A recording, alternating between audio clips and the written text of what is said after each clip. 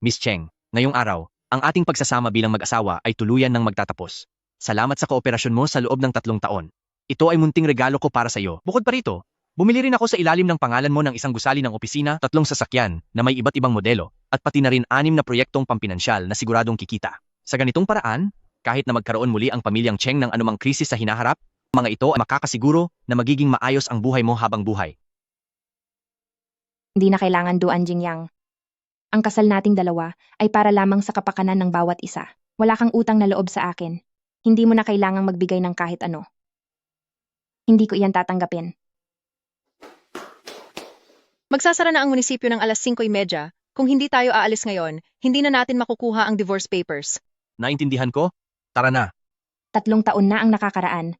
Malubha ang sakit ng lolo ni Duan Jingyang. Ang tanging hiling niya ay makita siyang makasal.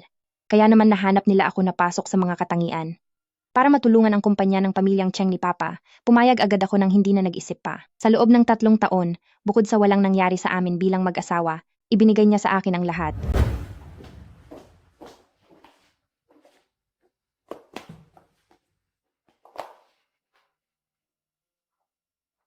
Salamat Duan Jingyang.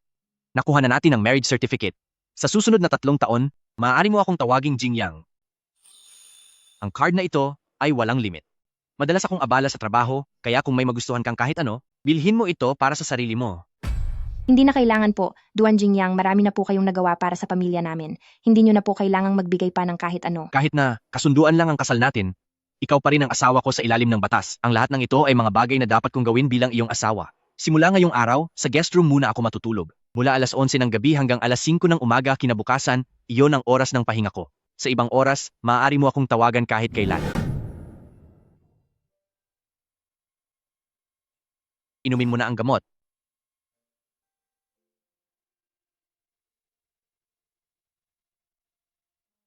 Mula nang mawala si Mama, wala nang ibang nagmalasakit sa akin ng ganito. Halos maniwala na ako na ikaw talaga ang asawa ko.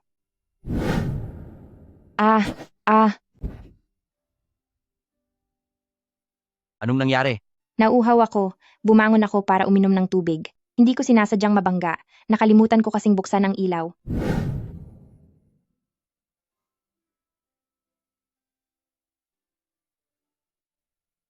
Ikaw ba ang gumawa ng lahat ng ito? Oh, para sa susunod, hindi ka na masasaktan kapag nabangga ka.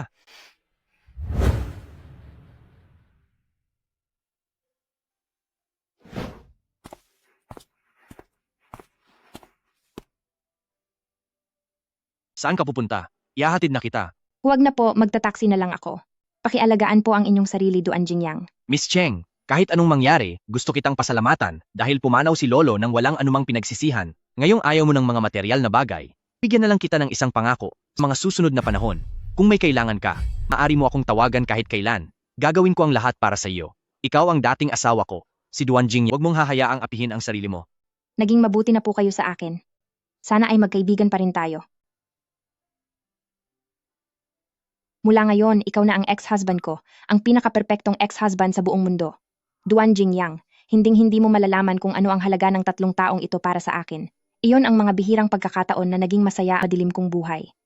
Muli mo akong binigyan ng init, binigyan mo ako ng lakas ng loob na maging sarili ko, hinayaan mo lang ako sa mga gusto ko. Pero ngayon, tapos na ang panaginip ko. Pa, nag-divorce na kami ni Jingyang. Ipakita mo sa akin ang dokumento. Wala kang silbi. 3 taon na pero hindi mo pa rin napaibig ng totoo. Sa simula pa lang ay sa pangalan lang ang kasal na ito at alam nyo naman po iyon pa. Tsaka, paano naman ako magugustuhan ni Duan Jingyang? Hindi ka niya gusto? Hindi ka ba gumawa ng paraan? Anong klaseng tao ba si Duan Jingyang? Siya ang pinakamakapangyarihan sa buong syudad at walang sinumang makakabali sa mga salita niya. Ngayong nauwi sa ganito ang lahat, paano pa kaming mga pamilyang Cheng makikinabang sa kanya? Tama. Dapat pala ay si Yao Yao na lang ang pinadala natin doon. Baka sakali ay may anak na sila ngayon. Akala mo ba hindi ko gusto iyon? Kaya lang ay ang lolo ni Duan Jingyang ay talagang si Qian Fan ang pinili. Anong magagawa ko? Pinilit niya akong pumirma sa isang confidentiality agreement na bawal ipagsabi sa iba. Ngayon heto na, nawala ang lahat ng pinaghirapan natin. Ay oo nga pala. 3 taon kayong nagsama at ngayong hiwalay na kayo? Siguradong marami kang nakuha sa kanya, di ba? Wala po akong nakuha. Noong ikinasal kami, binigyan na niya kayo ng malaking halaga. Wala na siyang utang na loob sa atin. Wala ka talagang silbi. Dahil sa'yo, mula kay Pamilya Duan, napakaliit lang ng perang nakuha ko. Si Duan Jingyang din naman, napakakuripot. Ate, si Duan Jingyang, talaga bang hindi kanya ginalaw sa loob ng 3 taon? May sakit ba siya sa katawan? Nirespeto niya lang po ako. Mabuti siyang tao. Huwag kang magsalita ng ganyan. Respeto? Pinalayas ka na nga niya? Pinagtatanggol mo pa siya. Ngayong isa ka ng diborsiyada, tingnan natin kung sino pa ang tatanggap sa iyo. Hayaan mo na. Dahil nandito ka na rin lang, ipagpatuloy mo na lang ang pagsisilbi sa amin.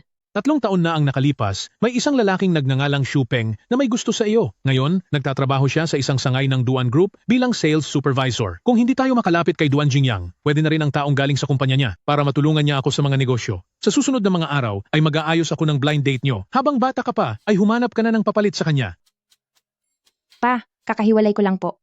Ano naman ngayon? Sa bahay na ito, wala kang karapatang makipagtalo. Huwag mong kakalimutan na ang kumpanya ng nanay mo ay ako pa rin ang nagpapatakbo.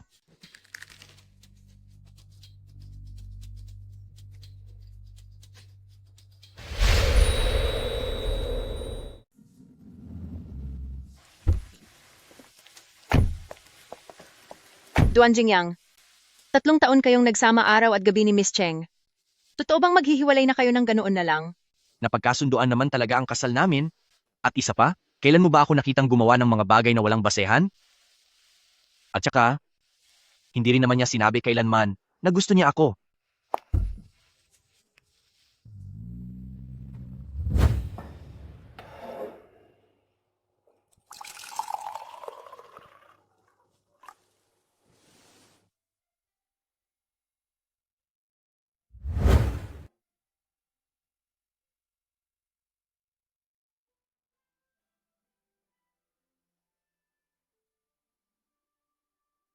Ano bang ginagawa mo?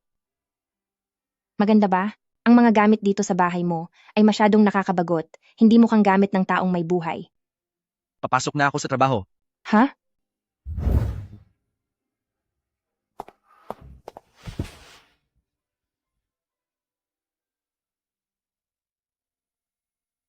Tatlong taon na? Pero makakalimutin ka pa rin.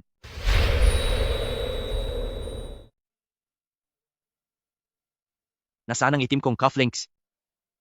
Pasensya na po, President Duan. Ang inyong mga personal na gamit ay ang asawa niyo po ang nag-aayos sa loob ng maraming taon. Hindi ko po masyadong alam. Naintindihan ko.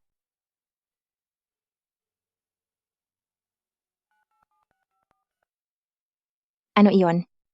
Ang itim kong cufflinks, nasaan mo nilagay? Nasa pangalawang column ng closet, sa pangatlong baitang ng glass cabinet. Nandoon lahat ng madalas mong gamiting cufflinks. Sige, salamat. Gusto kita noong 3 taon na ang nakalipas, pero bigla kang nagpakasal sa iba. Ngayong iniwan ka na, mabuti na lang at maganda ka pa rin. Kaya dahil sa inyong pamilyang Cheng at dahil maayos naman ang inyong ari-arian, mapipilitan na lang akong pakasalan ka. Mr. Xu, ang tungkol sa atin ay, Kapag pinakasalan mo ako, kailangan mo akong pagsilbihan. Ipagtimpla ako ng tsaa, kumuha ng tubig, at hugasan ng mga paa ko araw-araw, pati ang buong pamilya ko ay dapat mong pagsilbihan. Isa ka na lang namang hamak na babae ngayon. Dahil lang sa pinagsamahan natin 3 taon na ang nakalipas, kaya ako pumayag sa gusto ng tatay mo. Sabihin mo nga, siguradong mas lamang ako sa dati mong asawa, di ba? Bakit kanya iniwan? May iba ba siya? hindi, napakabuti niya sa akin. Ako ang hindi karapat-dapat sa kanya. O iyon naman pala. Mula ngayon, sumunod ka na lang sa akin, at sa huli ay malalaman mo, na ang isang lalaking tulad ko, ang pinakamataas na uri ng lalaking makukuha mo. Nga pala, may pupuntahan tayong marangyang party sa Makalawa. Samahan mo ako. Magsuot ka ng maganda, huwag mo akong ipahiya. Siguro tama si Shupeng na wala na akong halaga ngayon. Kahit hindi si Shupeng, ay irerekomenda pa rin ako ni Papa sa ibang tao. Nakilala ko na ang pinakamabuting tao para sa akin. Kaya kahit sino pa ang makasama ko sa hinaharap, mapipilitan na lang ako.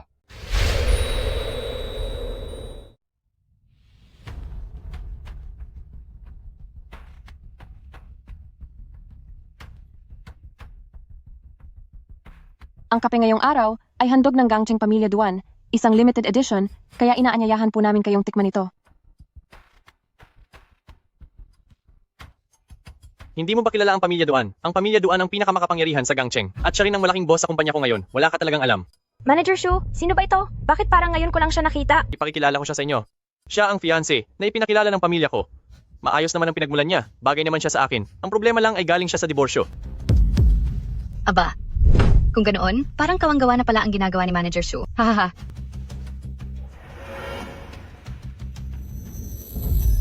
Ang Yirgacheffe ay isang maliit na bayan sa Ethiopia. Ito ang isa sa pinakasikat na lugar na pinagkukunan ng kape sa buong mundo.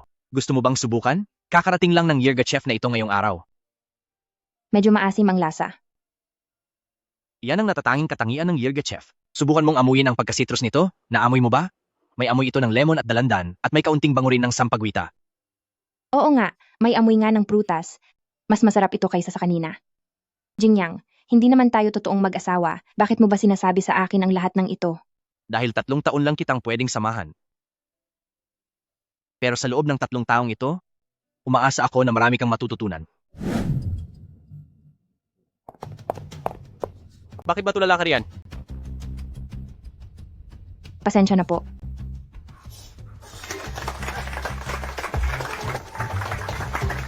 Mga panauhin, salubungin natin ang mga bida sa gabing ito.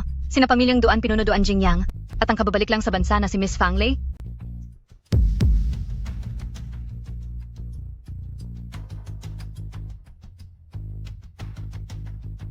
Sa loob ng maraming taon, si Duan Jingyang ay hindi kailanman nagdala ng kapareha sa mga salusalo. Siguradong ito na ang taong mahal niya. Napakaganda niya. Sinasabi nilang galing ka sa mayamang pamilya. Pero bakit kapag ikinukumpara ka sa iba, mukha kang walang pinag-aralan? Sa totoo lang, ito pala ang babaeng gustong-gustong pakasalan ni Duan Jingyang. Ngayon, nakuha na niya ang matagal na niyang pangarap. Kumusta po, Duan Jingyang? Ako po si Xu Peng, ang sales group leader ng Duan Group South City Branch. Xu Peng, ikinagagalak ko po kayong makilala. Mr. Xu, piging ito para sa pagbabalik ko, pero mukhang hindi ako ang pinunta mo rito. Hindi po. Wala po akong ganong intensyon. Kasama ko po ang partner ko. Taos puso po akong pumunta rito para sa party. Siya si Qianfan, ang anak ng pamilyang Cheng, at si Cheng Qianfan ay ang mapapangasawa ko. Duan Jingyang, sana po ay marami akong matutunan sa inyo. Pinagsalita ba kita? Tingnan mo naman kung nasaan ka. Pupunta lang po muna ako sa banyo. Sige na. Ang dami talagang arte ng mga babae.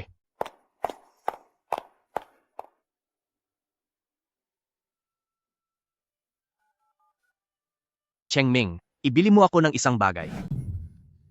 Naku, may dalaw ako ngayon. Ano na naman ba? Ano po kasi, Xu Peng? Maghanap ka ng iba. Busy ako.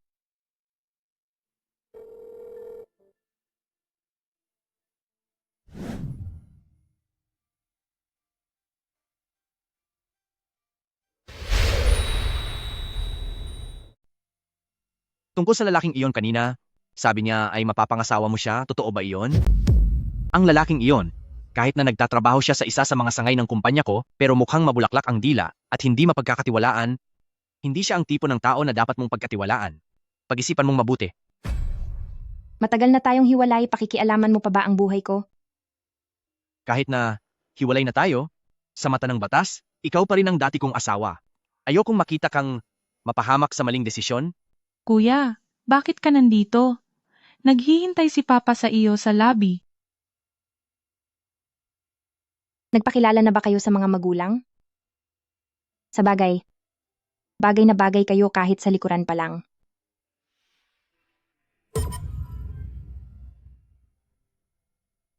Neng, boyfriend mo ba ang lalaking iyon kanina? Bihira na lang ang mga lalaking maalaga na katulad niya, kaya huwag mo na siyang pakawalan. Hindi ko siya boyfriend, siya ay si Kuya. Ang dati kong asawa na si Kuya.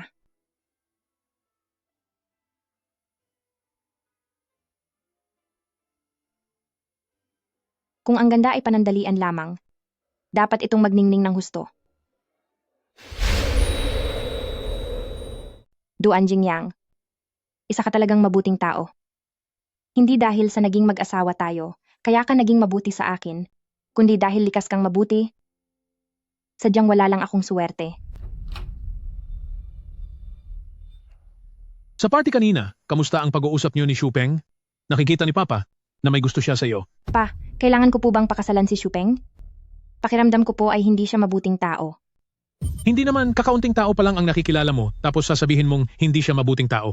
Sinasabi ko sa iyo, ang iyong ama ay wala ng pagkakataon na kumapit pa kay Duan Jingyang. Pero dahil sa relasyon niyo ni Xu Peng, sa tingin ko sa hinaharap ay hindi mawawala ang mga transaksyon sa negosyo. Pa, Bata pa lang ako alam ko nang hindi niyo ako gusto. Sa tuwing pinagtutulungan ako ni Cheng Yao at ng mama niya, nagbubulag-bulagan lang po kayo. Pero ang kasal ay isang malaking bagay. Bilang pambayad, nagamit na ako para sa kapakanan ng pamilyang Cheng ng isang beses. Bilang anak, wala kang karapatang pagsalitaan ng iyong ama ng kung ano-ano. Alam mo ba yon? Ang kailangan mo lang malaman ngayon, na ang pagiging masunurin sa magulang ang pinakamahalaga. Pero pa, nagmamakaawa po ako. Ayaw ko pong magpakasal.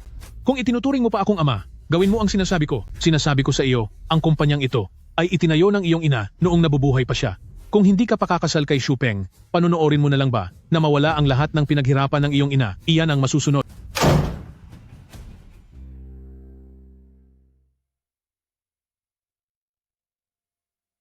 Fan, ikaw at ang kumpanya natin, ang mga pinakamahalagang kayamanan ni Mama. Babantayan kayo ni Mama ng mabuti. Paglaki ko po, ako naman po ang magbabantay kay Mama. Mama, tama po si Papa. Ang kumpanya ang pinaghirapan niyo sa kalahati ng buhay niyo, hindi ko ito pwedeng pabayaan para lang sa sarili ko.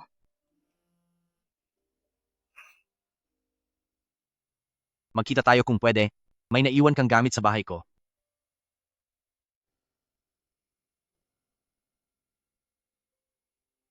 Hindi mo maililigtas ang taong kusang bumabagsak.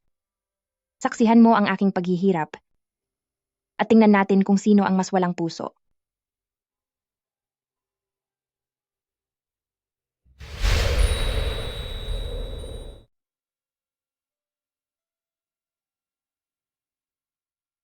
Ilang araw tayong hindi nagkita. Bakit parang lalo kang pumayat? Para magkasya sa isusuot kong wedding gown. Hindi ba't sabi mo ay ibibigay mo sa akin ang damit? Nandito na po, nalabhan ko na iyan. Hindi ba maganda ang lagay mo nitong mga nakaraang araw?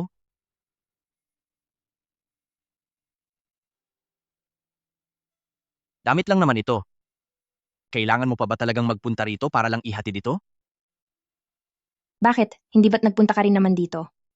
Cheng Qianfan? Kailan ka pa naging ganyan kaduwag at mahiyain? Nung 3 taon tayong kasal, sigurado akong hindi ka ganyan.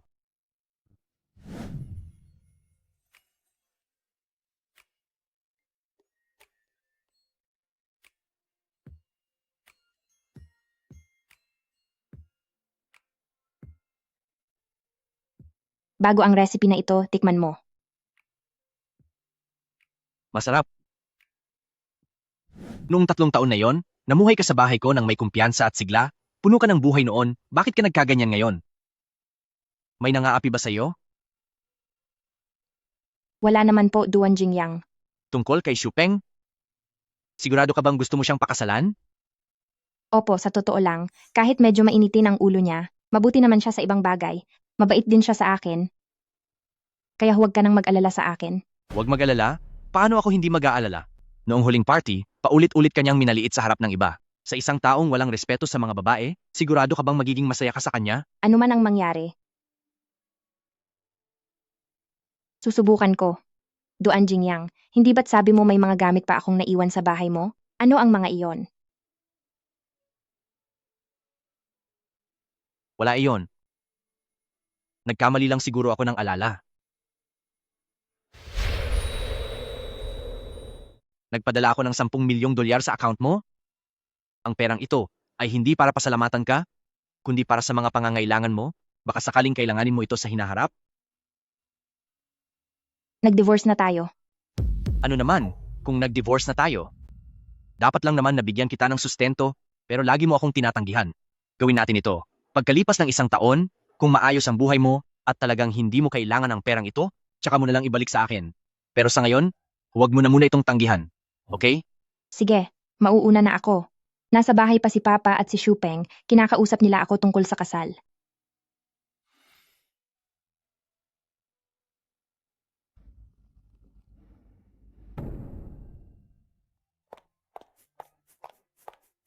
Pwede bang huwag kang magpakasal sa taong iyon? Anong sinabi mo? Huwag mong kalimutan ang pangako ko sa iyo. Ibibigay ko sa iyo ang kahit na ano, at gagawin ko ang lahat para sa iyo. Kung apihin ka man nila, pumunta ka agad sa akin. Dati kitang asawa, Duan Jingyang. Kaya gusto kong maging maayos ang buhay mo. Salamat sa iyo, Duan Jingyang. Subalit, mas mabuting huwag na tayong magkita pang muli. Sana ay maging mapayapa at masaya ang buhay mo. At sana ay mapakasalan mo na agad si Miss Fang. Hindi ba't magkaibigan pa rin tayo? Bakit bigla kang naging napakalamig sa akin? Duan Jingyang, bakit ka umiiyak? Duan Jingyang, mukhang mahal niyo na po talaga si Miss Cheng, hindi ba? Kung ganoon, bakit hindi niyo po siya bawiin? Kahit kailan ay hindi niya sinabing mahal niya ako.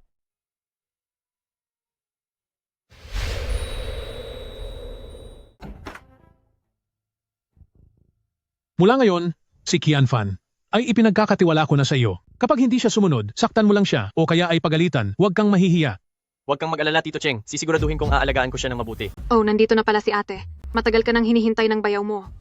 Bayaw? Kapag kinasal na kayo ni Shupeng, magiging isang pamilya na tayo. Pareho lang naman kung ngayon o mamaya mo na siya tawaging ganyan.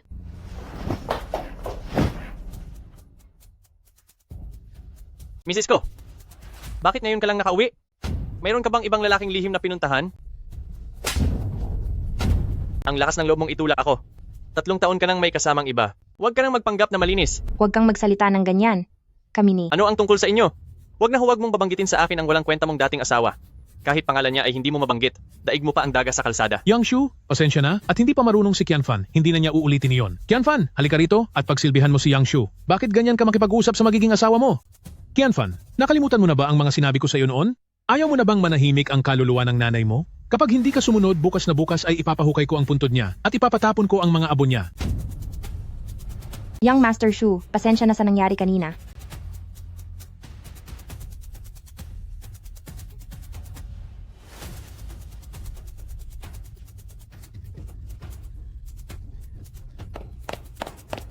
Hala, tumakas siya. Mr. Shu, itong si Qianfan, mapapasaiyo rin naman siya balang araw. Bakit hindi mo pagawin ngayon?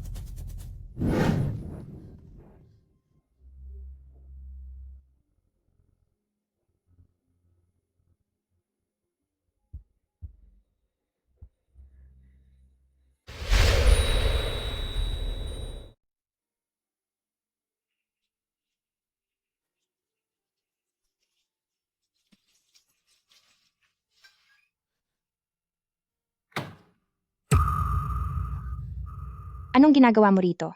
Magiging asawa na kita. Kaya bakit hindi ako pwedeng pumasok dito para makita ka? Hindi mo ako asawa, lumabas ka. Kung hindi kita asawa, kanino kang asawa? Ano? Magsalita ka. Kapag lumapit ka pa, sisigaw ako, nasa labas lang ang tatay ko. Ang tatay mo? Kanina pa lasing na lasing at walang malayang tatay mo. At ang tatay mo, kahit gising pa siya, wala siyang pakialam sa'yo. Akala mo ba hindi ko alam? Diyan sa inyong pamilyang Cheng, isa ka lang asong walang halaga. Huwag kang lalapit. Pagbabayarin kita. Walang hiya, talagang gagalawin kita ngayon. Ano ngayon? Ang lakas ng loob mong saktan ako, Cheng Qianfan?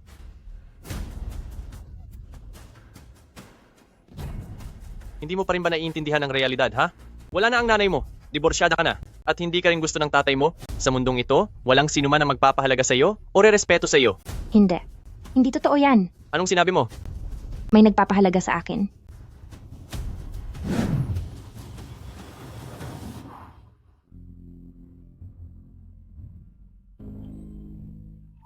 Malinis na ako.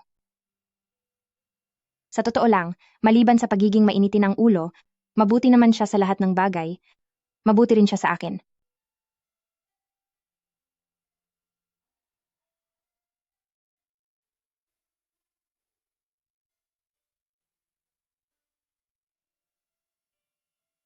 Hangal na babae? Duan Jingyang, ano po ang sinabi niyo? Chengming, bumalik tayo. Opo.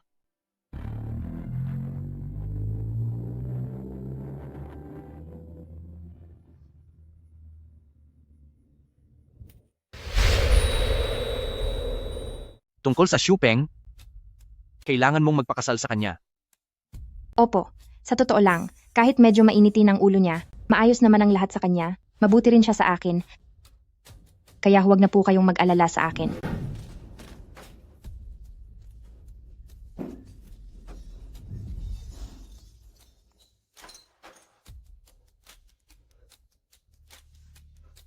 Cheng Qianfan, pagbabayarin kita.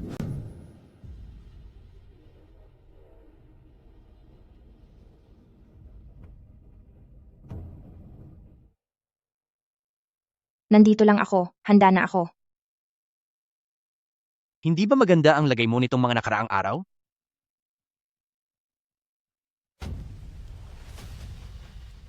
Itabi mo ang sasakyan, dito na ako bababa.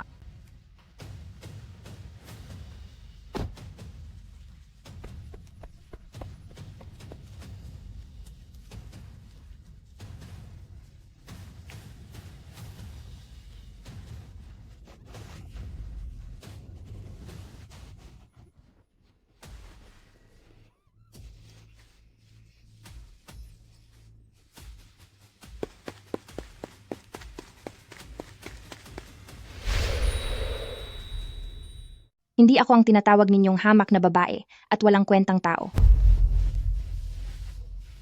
Sa mundong ito, may isang taong tunay na rumerespeto sa akin at nagmamahal sa akin. Kahit pa hindi kami pwedeng magkasama, hinding-hindi ko nahahayaan ang sarili ko na muling malubog sa putikan. Sana pala ay hindi na kita diniborsyo.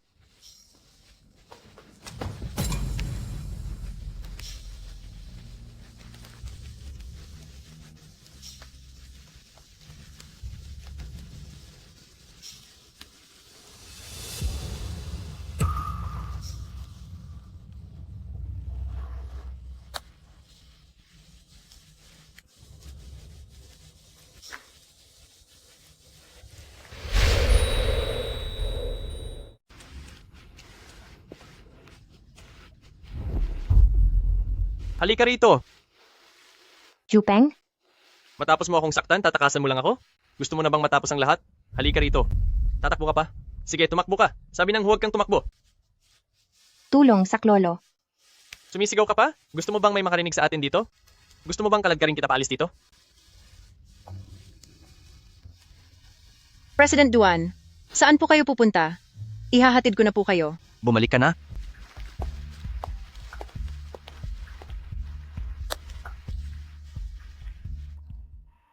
Miss Cheng, ngayong araw, tapos na ang ating pagsasama bilang mag-asawa.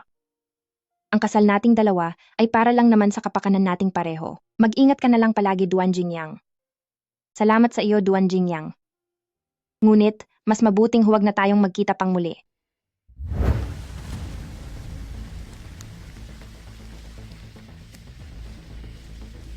Siguro ay masyado lang akong nag-iisip. Mukhang ayaw na niya talaga akong makita.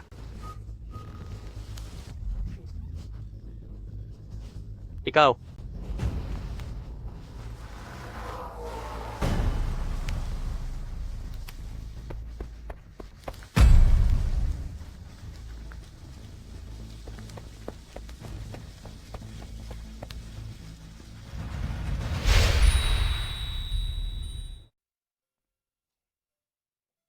President Duan, Anong meron sa mga damit na ito?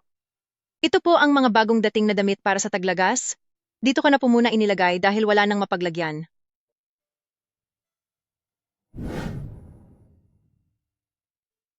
Paglagas na naman pala. Sabi ni Lolo, ang babaeng ipapakasal niya sa akin ay narito ngayon para mag-volunteer. Sa susunod na awayin ka ng malalaking asong iyon, dapat ay magtago ka. Naintindihan mo ba?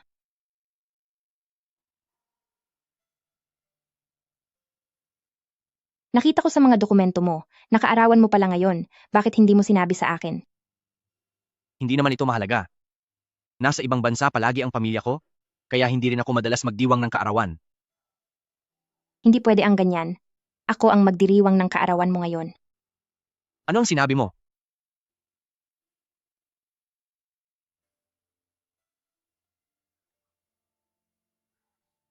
Hindi na ako nakabili ng cake, kaya ito na muna ang gamitin natin. Sige na, humiling ka na.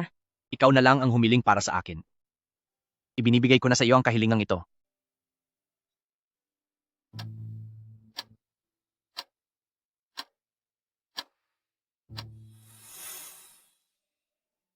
Isabit mo na muna iyan. Sige po.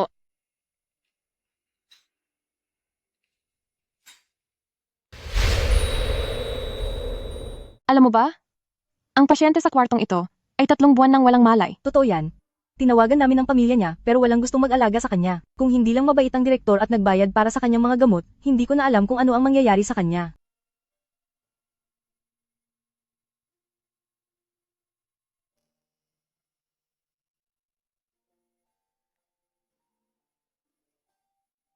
Kung hindi ka magpapakasal kay Xu Peng, wala kang silbi para kay pamilyang Cheng.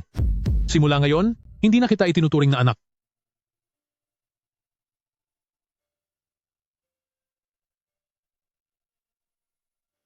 Ayos ka lang ba? May asawa ka na ba? Kumusta ka na? Malamig ang panahon. Huwag mong kalimutang magsuot ng makapal na damit.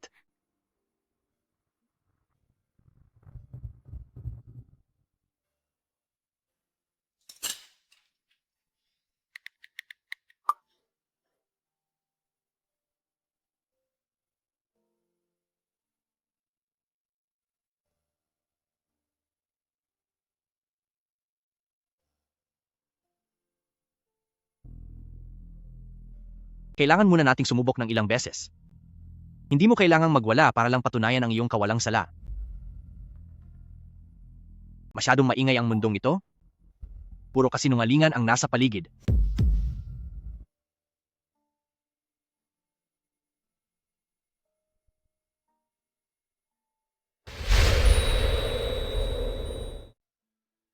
Ano ba talaga ang nangyari? Bakit bigla siyang naging napakalamig sa akin?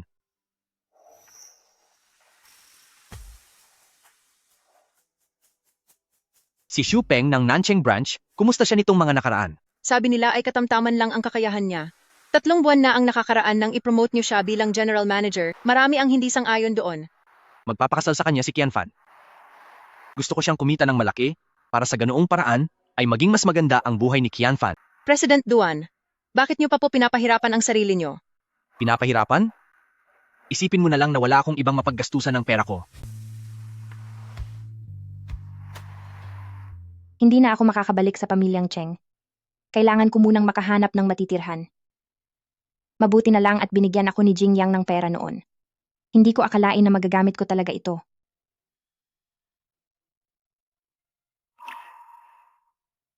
Qianfan, naglipat ako ng 10 milyong dolyar sa account mo. Ang perang ito ay hindi para pasalamatan ka, kundi para sa mga oras ng pangangailangan. Baka magamit mo ito sa hinaharap.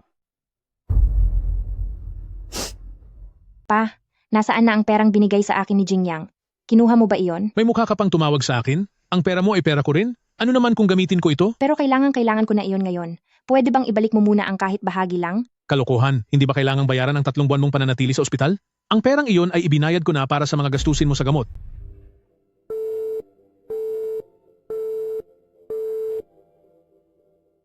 Pero ang perang iyon, malinaw na ang direktor na tita ko ang nagbayad para sa akin. Ano man ang mangyari, kailangan kong humanap ng paraan para makayanan ito.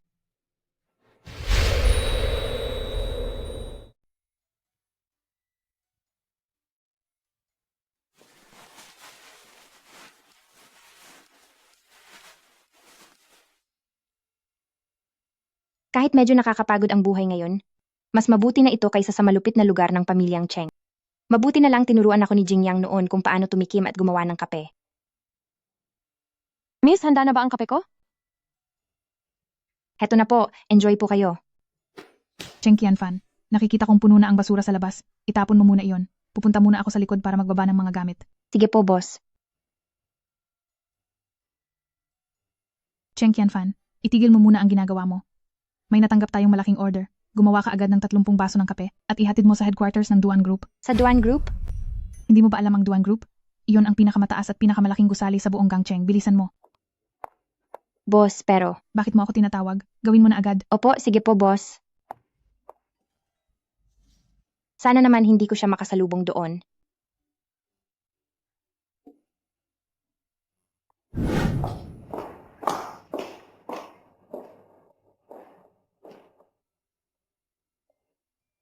Magandang araw po. Heto na ang order na kape. Sige.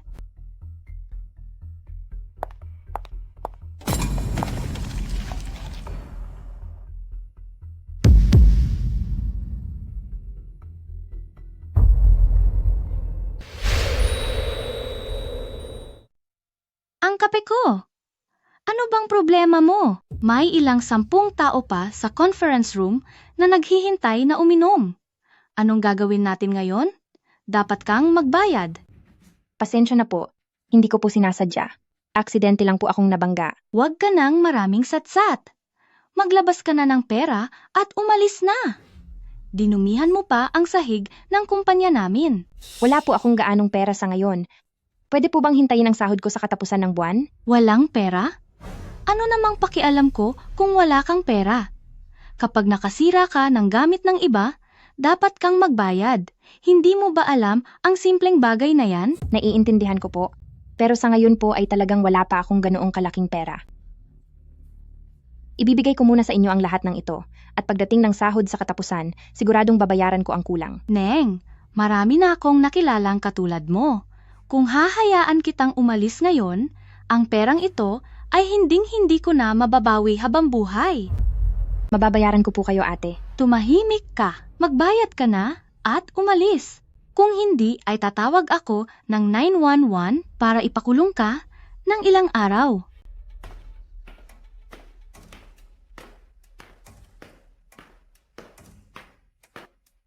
Anong ginagawa ninyong lahat dito?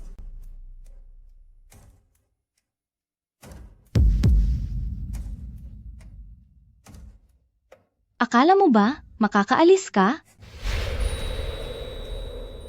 Mabuti na nga ang loob ko na nag-order ng kape para sa lahat, pero itinapon lang ng hampaslupang katulong na ito ang lahat ng iyon, kaya tatawag na ako ng pulis para ipakulong siya.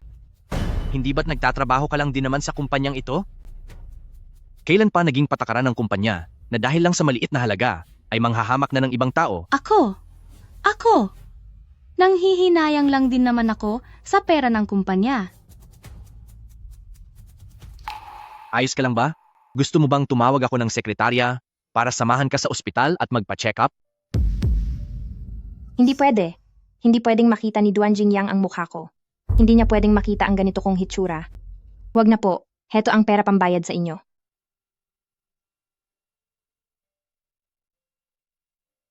Ha? Ano? Anong nangyayari?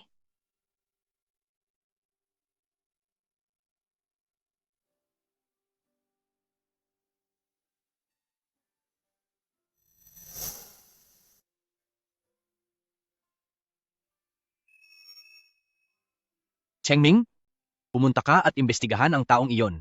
Opo, boss.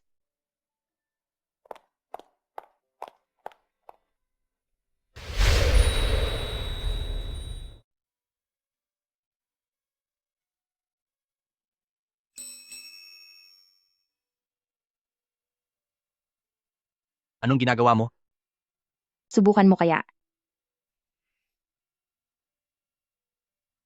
Sige na, subukan mo.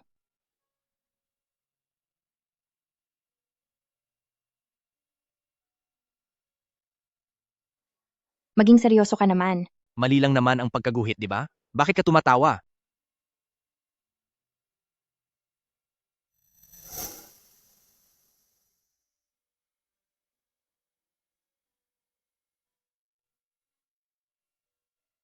Ganito pala kasaya sa bahay na ito noon. Anong sinabi mo? Kasalukuyang nagtatrabaho si Miss Cheng sa isang coffee shop at nangungupahan lang sa labas ng lungsod. Bukod doon, nalaman ko rin na 3 buwan na ang nakalilipas, na aksidente siya ng malala sa sasakyan, at kamakailan lang siya nakalabas ng ospital. Hindi maganda ang kalagayan niya. Saan siya nakatira ngayon? Hindi ko po sigurado. Bukas ng umaga, samahan mo ako sa pinagtatrabahuhan niya. Pero may mahalaga po kayong international meeting bukas ng umaga. I-cancel mo yan. Pero boss, Sabi ng i-cancel mo. Cheng Qianfan, sino ang nagbigay sa iyo ng pahintulot na hayaang maging ganito kahirap ang buhay mo?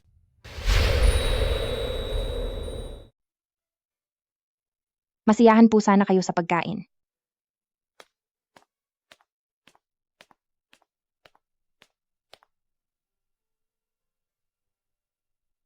Duan Jingyang.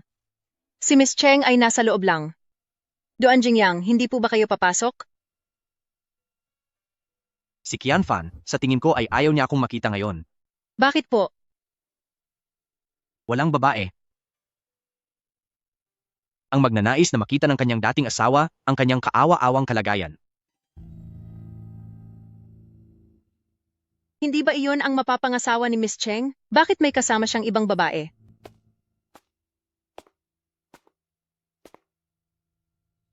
Waiter order. Ano po ang order nila? Cheng Qianfan, bakit ka narito? Hindi ba't naaksidente ka na sa sasakyan? Hindi ba sabi mo sa akin ay matagal na siyang tumakas? Bakit siya narito? Dati nang pinapapakasal ka sa kanya, ayaw na ayaw mo. Bakit parang gusto mo na ngayon? Huwag kang magsalita ng kung ano-ano. Si Peng Peng noong 3 buwan na ang nakakaraan ay na-promote lang bilang general manager. Napakagaling niya, kaya hindi totoong ayaw ko. Ganoon pala.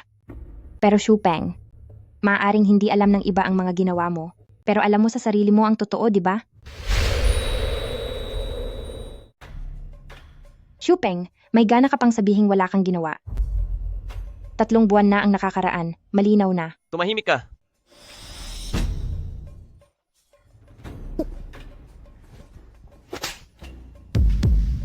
Sinaktan mo ako? Ako ang pamilyang Shu ng Nancheng. Ako naman ang Duan Group ng Nancheng. Bilang isang lalaki, ang responsibilidad mo sa iyong kapareha ay bigyan siya ng lakas, iayos ang kanyang landas, suportahan siya, bigyan siya ng tapang na harapin ang mundo, hindi gaya ng ginagawa mo.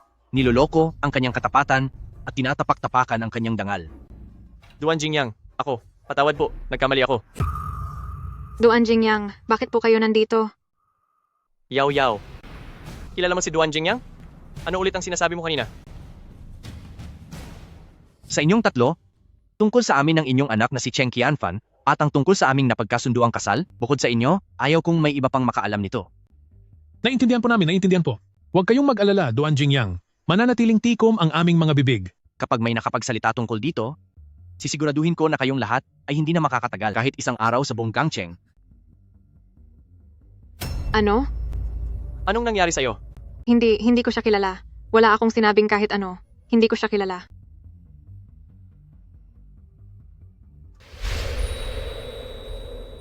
Wala akong sinasabi. Hindi kita kilala. Duan Jingyang? Ako po ang general manager ng branch na si Shu Peng. Kayo po ang nag-promote sa akin noon. Baka mayroon lang pong pagkakamali rito. Tingnan niyo po, parang mababali na ang kamay ko sa ginagawa niyo. Nakita ko mismo na sasaktan mo ang babaeng iyan. Anong pagkakamali ang sinasabi mo? Ang tinutukoy niyo po ba ay siya? Dati ko po siyang fiancé. Nakita niyo na po siya noon. Kaso bago ang kasal ay sumama siya sa iba. Kaya binibigyan ko lang siya ng leksyon. Hindi ka pa kasal? Haha. Paano naman ako papakasal sa isang walang hiyang babaeng gaya niya? Kinasal na ba siya? Ang dati niyang asawa ay isang walang kwentang tao lang. At sa kabila noon, iniwan pa rin siya. Cheng Qianfan, ngayong nakaharap mo si Duan Jingyang, masuwerte ka pa. Kapag nagpatuloy ka pa sa pagsasalita ng kung ano-ano, araw-araw kitang paparusahan. Opo, Duan Jingyang. Mauna na po kayo, hindi ko na kayo iistorbohin. Lumayo rin kayo sa babaeng iyan para hindi kayo madamay sa gulo. Cheng Qianfan, humarap ka rito.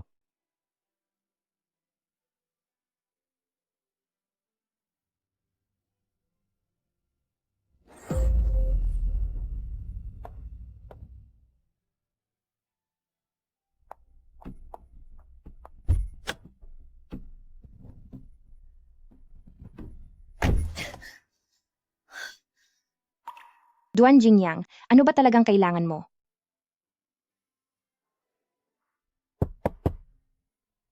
May gusto lang akong sabihin kay Miss Cheng. Sige po.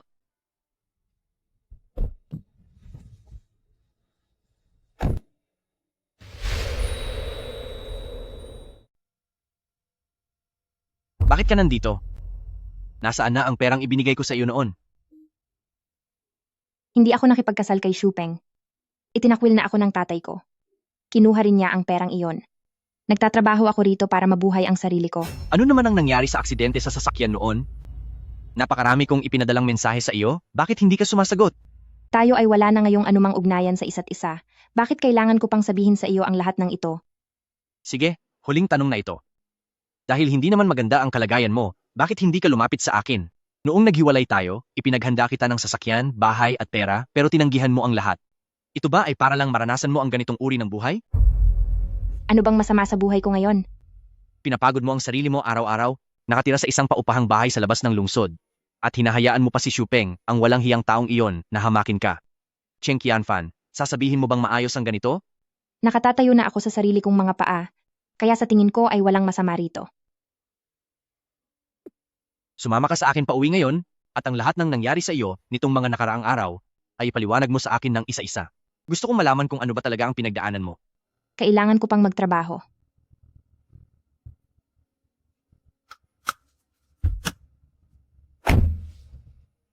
Cheng Ming, imaneho mo na ang sasakyan. Opo, sir.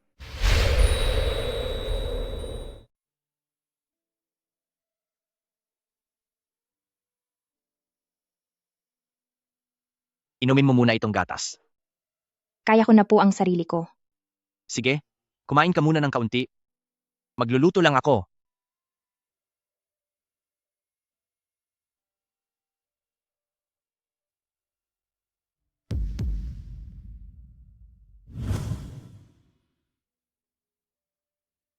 Walang masyadong pagkain sa loob ng ref, kaya nagluto lang ako ng simpleng noodles.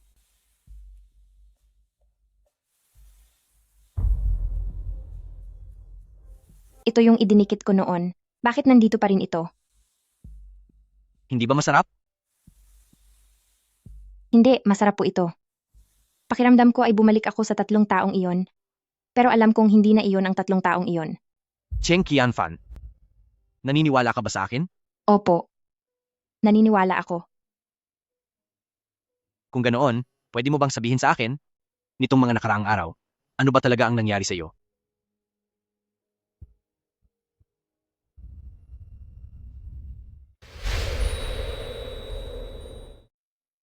Sa mga panahong lumipas, ano ba talaga ang nangyari sa iyo? 3 buwan na ang nakakaraan, noong araw na nagkita tayo. Pagka-uwi ko sa bahay, nandoon din si Xu Peng. At anong nangyari? Lasing siya at sinubukan akong hamakin. Para makaiwas sa kanya, nasaktan ko siya at tumakas ako papunta sa kalsada. Sa gitna ng pagtatalo namin, naaksidente ako sa sasakyan. Kaya pagkatapos niyon, nanatili ka sa ospital ng buong 3 buwan. Nalaman ko na lang kalaunan na may mabuting loob na dumadaan ang nagdala sa akin sa ospital. Si Tita Direktora ang tumulong magbayad ng mga gastusin ko sa gamot. Cheng Qianfan, hayaan mong tulungan kitang pagbayarin sila.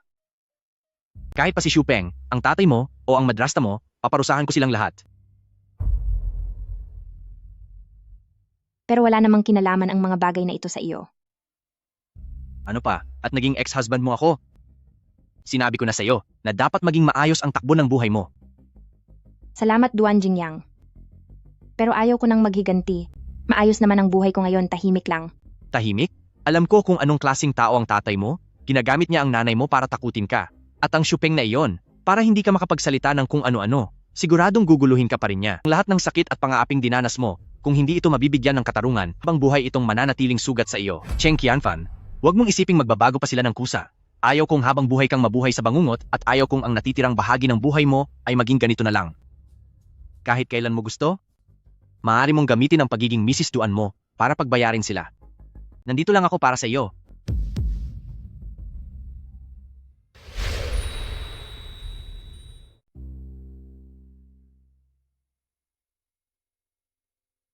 Hindi sa hindi ko naisip na maghiganti. Pero, ang sa akin lang ay, Pero hindi mo kaya, o sabihin na nating wala kang lakas ng loob. Natatakot kang masaktan ka palalo. Ako na ang magpapabayad sa kanila para sa iyo. Dati kitang asawa, at ako ang boss ng pamilya Duan. Ang 3 taong iyon sa pamilyang Cheng, ay hindi maglalakas loob na ang tungkol sa kasal natin ay ipagkalat sa iba. walang kinalaman ang mga bagay na ito sa iyo, at wala ring itong maidudulot na mabuti sa iyo. Isa akong negosyante. Ako na ang bahalang humusga kung may pakinabang ba ito o wala. Dahil pa rin ba talaga ito sa sarili niyang interes? Akala ko pa naman ay may gusto siya sa akin. Ano ang balak mong gawin? Sa kapangyarihan mo, napakadali lang para sa iyo na parusahan sila. Huwag tayong magmadali, hayaan muna natin silang sumikat ng husto. Pagkatapos, gagawin ko silang mga taong kinamumuhian at pandidirian ng lahat. Natakot ba kita? Ngayon lang kasi kita nakitang ganyan. Ano na ang mangyayari pagkatapos ng paghihiganti? Pag-isipan na lang natin ang mga susunod na mangyayari sa ibang pagkakataon. Pag-usapan na lang natin ang mga susunod na mangyayari sa ibang pagkakataon. Sige. Duan Jingyang, salamat sa iyo. Sa mga panahong ito, doon ka muna tumira sa master bedroom. Nandoon pa rin ang lahat ng gamit mo. Masyado akong naging abala sa trabaho nitong mga nakaraang araw, kaya hindi ko pa nagagawang ayusin ang mga iyon. Pero di ba ay naghiwalay na tayo? Kailangan mo ring magsimula ng bagong buhay balang araw. Bukod sa iyo, wala pang ibang babaeng nakatapak dito. Kaya naman, hindi mo na kailangang isipin pa ang bagay na iyan. Napagod ka ba ngayong araw? Magpahinga ka na ng maaga.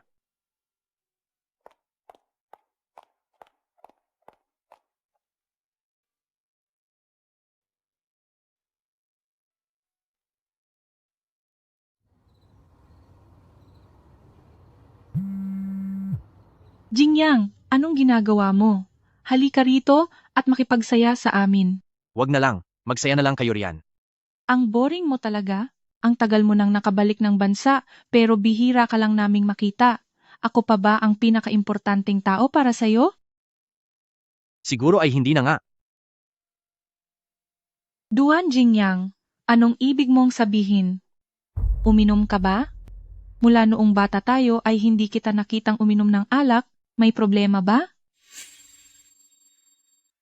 Pinagsisisihan ko ang pakikipaghiwalay ko.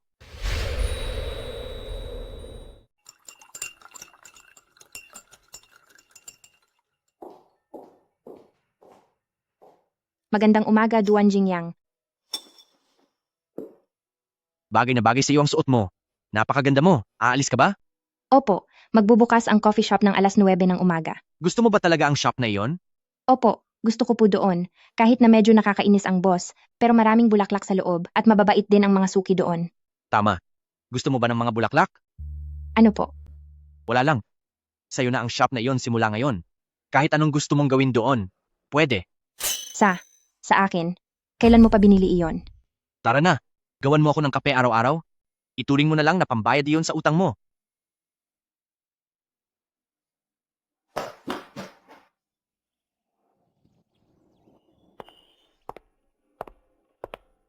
Ito po ang paborito mong Yirgacheffe hand drip. Napakabango. Sige po, magtatrabaho na muna ako.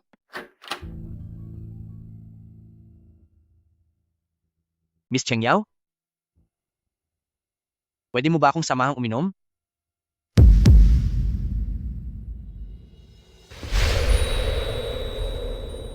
Anong problema? Hindi ba pwede si Miss Cheng Yao? Hindi po, Duan Jingyang. Karangalan ko po. Halika na.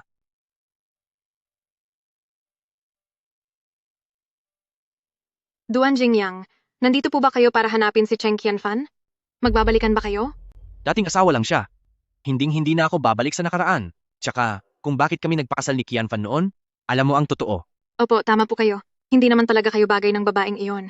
Eh bakit po kayo nandito? Hindi mo ba naisip na pumunta ako rito para makita ka? Duan Jingyang, tungkol sa paghihiwalay niyo ni Cheng Qianfan, wala po akong pinagsabihan kahit kanino. Kahit si Xu Peng ay walang alam. Kaya bakit niyo po ako hinahanap? May isang bagay lang akong hindi maintindihan. Ano po iyon? Ang isang tulad ni Miss Cheng Yao na napakahusay at napakagalang, bakit siya nakasama sa isang taong tulad ni Xu Peng? Anong ibig sabihin ni Duan Jingyang? Hindi kaya may gusto siya sa akin? President Duan, hindi ko po maintindihan ang sinasabi niyo. May isang napakagandang babae na napakaamo ng mukha. Ano sa tingin mo, Miss Cheng? Gusto mo bang maging personal na kasama ko? Ako ang magiging personal na kasama niyo? Duan Jingyang, hindi po ba kayo nagbibiro? Sa tingin mo ba ay wala akong magawa? O wala ka lang talagang tiwala sa sarili mo? Hindi po, hindi po. Hindi po, Duan Jingyang. Hindi ko po magagawang isipin iyon. Personal na kasama. Ano bang pinagkaiba niyan sa pagiging girlfriend?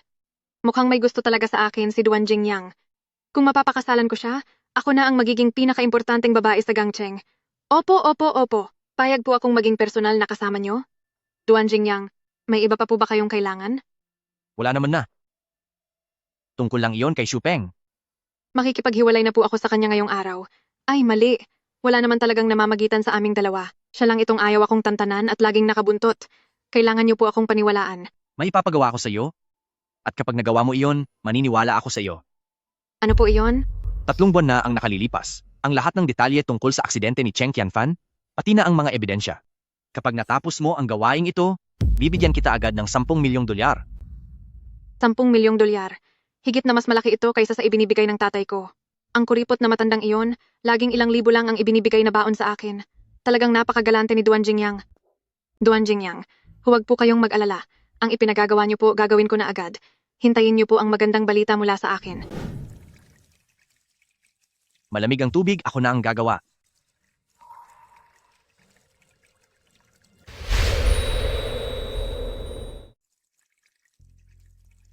Malamig ang tubig, ako na.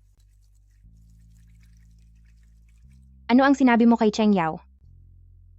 Wala naman, nangingisda lang. Nangingisda. Masyadong uto-uto si Cheng Yao. Nagawa niyang makipagrelasyon kay Xu Peng para lang sa promosyon. Kaya kaya rin niya itong sirain para sa pera. Nangako ka bang bibigyan siya ng pera? Huwag mo siyang bibigyan ng pera. Dahil kung hindi, ako ay. Kung hindi ay ano? Kung hindi ay hindi ko na mababayaran ang utang ko. Ano ba talagang problema ng Duan Jingyang na ito? Kahit na dati niya akong asawa, hindi niya dapat pinapabayaan ang kasalukuyan niyang girlfriend. Kaya ko na ang sarili ko. Mauna ka na munang umuwi. Ganoon ba talaga kasama na makita ako? Saglit lang ako rito, pero naiinis ka na agad. Hindi naman sa ganoon. Babalikan kita mamayang gabi para sunduin ka.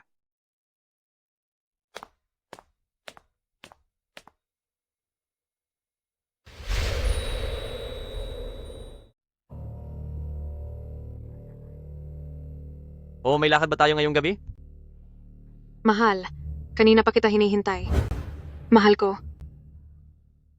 Kumusta naman ang kumpanya niyo? Siyempre, maayos na maayos. General manager na ako ngayon.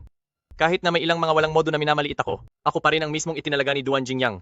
Kahit gaano pa kataas ang marating mo, buntot ka pa rin ni Duan Jingyang. Hinding-hindi ka makakapantay sa kanya. Napakagaling mo talaga, mahal. Gusto na tuloy kitang pakasalan agad. Talaga? May mas matindi pa akong nagawa. Ano yon? Sige na, sabihin mo na sa akin. Mahal ko, Sa tingin mo ba, noong 3 buwan na ang nakakaraan kay Cheng Qianfan, paano nangyari ang aksidenteng iyon? ikaw ang may gawa. Pasayahin mo muna ako ngayong gabi at sasabihin ko sa iyo.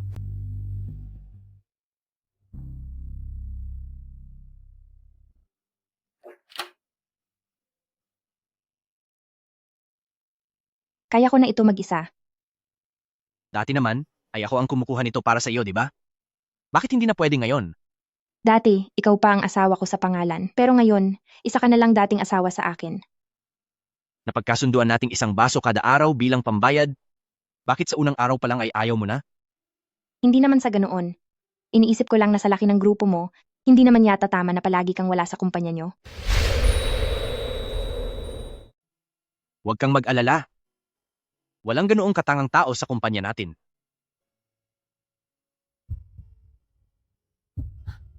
Gabi na.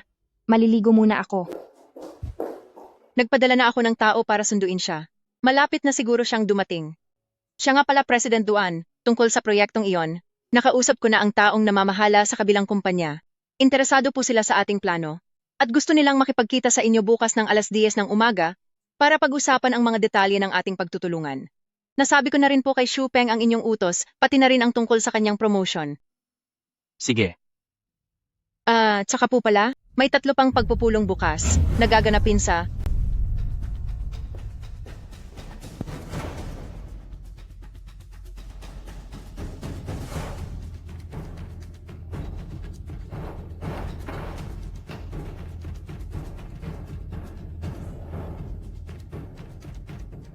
Ha?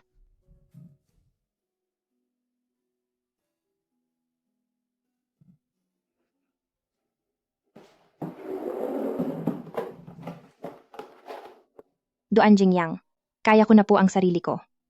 huwag kang malikot. Kung sana ang oras ay huminto sa sandaling ito, napakasaya siguro. Bakit? Nadapa ka pa sa sarili mong bakuran? Bakit kang umingiti ng ganyan? Wala lang.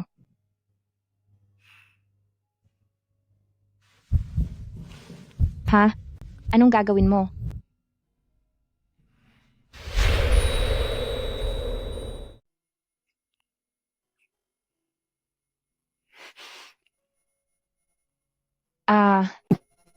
Ano ba talaga ang tingin mo sa akin? Hindi naman tayo mag-asawa kahit sa pangalan lang. At hindi rin tayo magkasintahan. Hindi ito tama. Lumabas ka. Kung ganoon, magpahinga ka ng mabuti. Hindi tayo nababagay bilang magkapareha. At hindi na rin kailangang maging magkaibigan pa. Duan Jingyang, nariyan na si Fang Lei sa buhay mo. Bakit kailangan mo pa akong guluhin?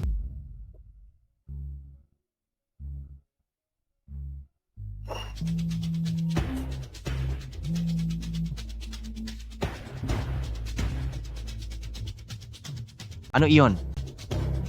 Duan Jingyang, ako si Cheng Yao. Kanina lang, mula sa cellphone ni Xu Peng, nakita ko ang numero niyo.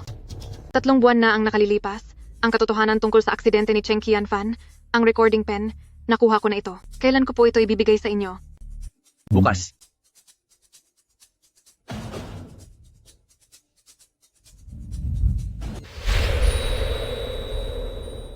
Duan Jingyang, dala ko na po ang lahat ng hiningin niyo. Tungkol sa nangyari kay Xu Peng, siya nga po ang may gawa ng aksidente sa sasakyan. Magaling. Ito ang 10 milyong dolyar. Salamat po. Duan Jingyang, tungkol naman po kay Xu Peng at sa mga susunod na mangyayari, ano po ang dapat kong gawin? Naniniwala akong alam mo na ang gagawin. Opo, naiintindihan ko. Naiintindihan ko po ang lahat.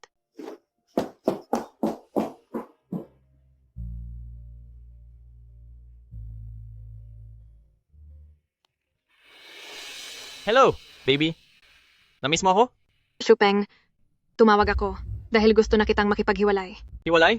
Bakit tayo maghihiwalay? Nababaliw ka na ba? Ikaw ang nababaliw.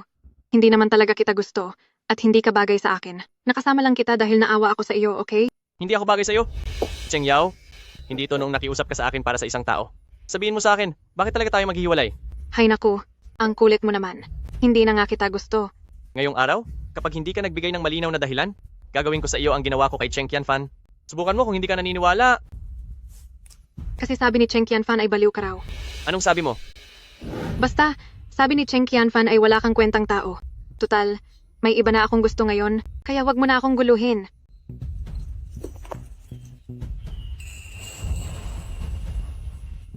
Sa wakas, nakawala rin.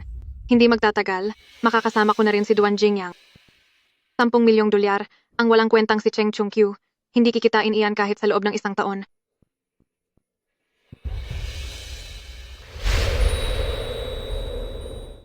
Cheng Qianfan? Sabi mo masama akong tao, pero sa tingin mo ba mas mabuti ang isang katulad mong pinagsawaan na? Ngayon, sisiguraduhin kong tuluyan ka ng masisira. Hello? President Chen, si Xu Peng ito. Hindi ba't nabanggit niyo noon na naghahanap kayo ng kakaibang babae? Mayroon akong kakilalang batang biyuda, siguradong magugustuhan niyo siya. Ingat po kayo. Balik po kayo ulit. Anong ginagawa mo rito? Gusto lang naman kitang tulungan. May outdoor activity ang kaibigan ko ngayon. At kailangan nila ng marunong magtimpla ng kape? Pumunta ka roon. Ayoko. Huwag kang masyadong mapagmataas. Naaawa lang ako sa iyo, kaya binibigyan kita ng trabaho, tapos mag-iinarte ka pa? Sinabi ng ayoko. Sinasabi ko sa iyo, sasama ka sa akin sa ayaw. At sa gusto mo, tara, sumama ka sa akin. Tara na, bilis. Ipaandar mo na ang sasakyan.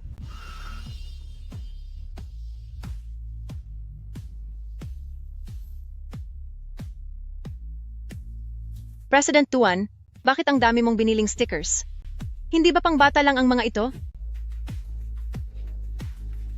Parang bata naman talaga si Qianfan.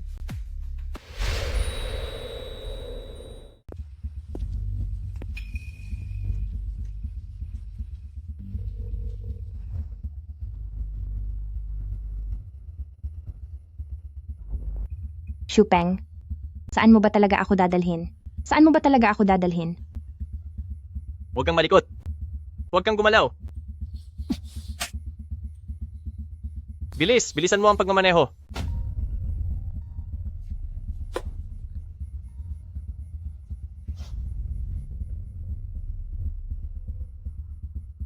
Nawawala si Qianfan. Iandar mo ang sasakyan. Titingnan ko ang CCTV. Opo, boss. Cheng Qianfan, imported na gamot ang ibinigay ko sa'yo. Kaya magsaya ka na lang kasama si President Sun. President Sun, nandito na siya. Halika, akyat na.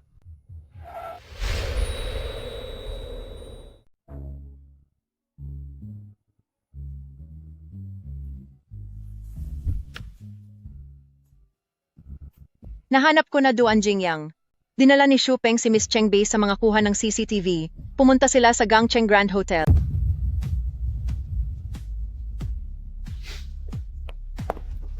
Tingnan mo kung nasaan ang dalawang iyon. Nasa 1,808 po. Kanina pa po sila nakaakyat. At saka, may isang lalaki rin po na pumunta rin sa 1,808 kanina. Sino ang lalaking iyon? Siya po si Sun Shun, na President Sun ng kumpanyang Liandong, ang supplier ng branch niyo po. Itigil niyo agad ang lahat ng pakikipagtulungan kay Sun Shun. Masusunod po.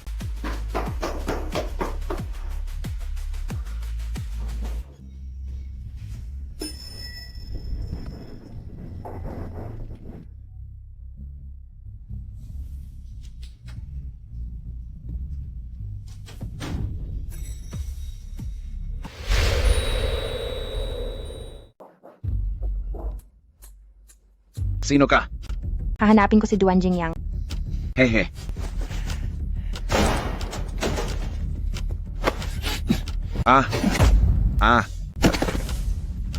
Sino ka ba, ha?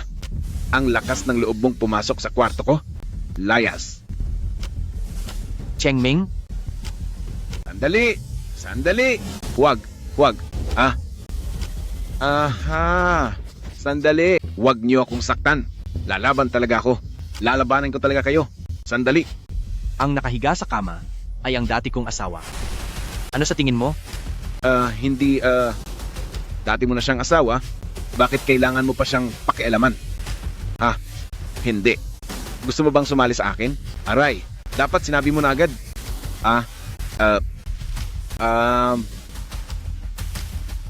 Dalhin niyo na siya. Tara.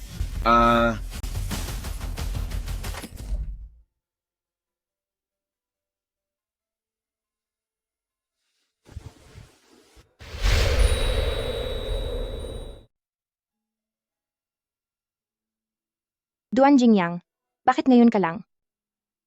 Anong sinabi mo? Ang init ko. Tulungan mo ako. Qianfan? Qianfan. Cheng Qianfan? Nakikita mo ba kung sino ako? Duan Jingyang, ang dati kong asawa. Ikaw mismo ang nagsabi na hindi tayo mag-asawa at hindi rin tayo magkasintahan. Kaya ngayon, gusto mo pa rin bang tulungan kita? Pero gustong-gusto na kita.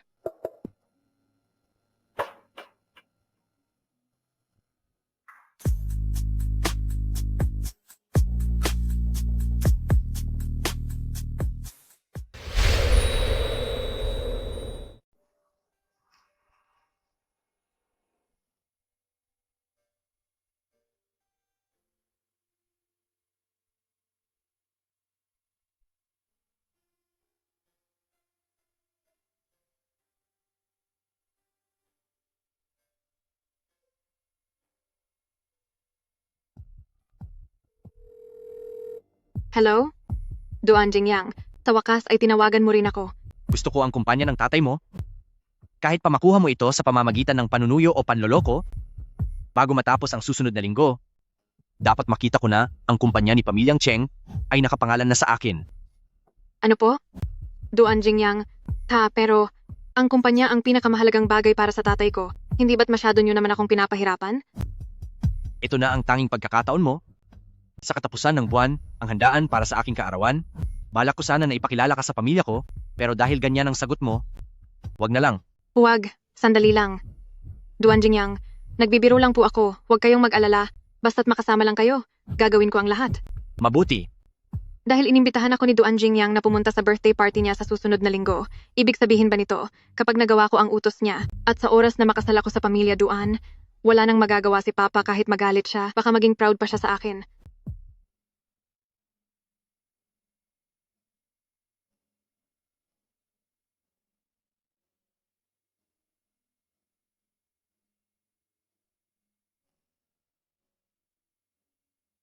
Duan Jingyang? Masakit pa ba ang ulo mo? Bakit ako nandito? Paano ako nakabalik? Nakalimutan mo na ba agad ang lahat? Magkasama tayo sa hotel? At ikaw ang nauna. Paano nangyari iyon? Paano ko magagawa ang ganoong bagay sa iyo? Duan Jingyang, bakit ngayon ka lang dumating? Ano ang sinasabi mo? Nainitan ako. Tulungan mo ako.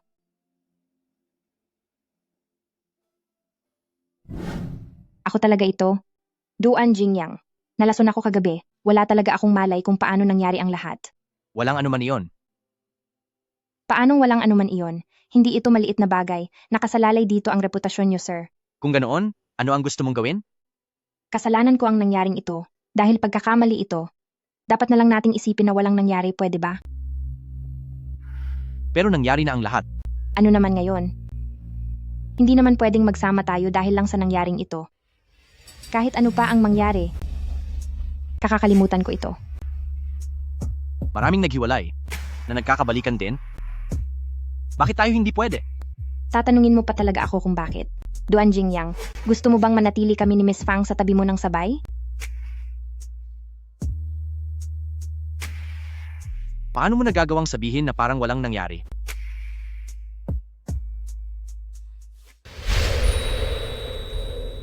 Dito na ang sasakyan? Ihahatid na kita? Huwag na. Kaya ko na ang sarili ko. Hindi naman pwedeng araw-araw mo na lang akong ihahatid. Ano naman ang masama doon? Nga pala, iyong plano mo, kailan ba iyon matatapos? Bakit? Hindi ka na ba makapaghintay na makita silang magbayad? O gusto mo lang talagang makaalis dito? Iniisip ko lang na mas mabuti para sa atin na makabalik na tayo sa dati nating buhay sa lalong madaling panahon. Dahil ayaw mong magpahatid sa akin, manggako ka sa akin ng isang bagay. Sa susunod na wala ako sa tabi mo, kapag may nang-api sa'yo, huwag kang maging mahina o tumakas. Lumaban ka. Ang ibig mong sabihin ay, Ang tinutukoy ko ay kahit sino. Kung sino ang mangapi sa'yo, labanan mo. Kahit ano pang mangyari, ako ang bahala sa iyo. salamat Duan Jingyang.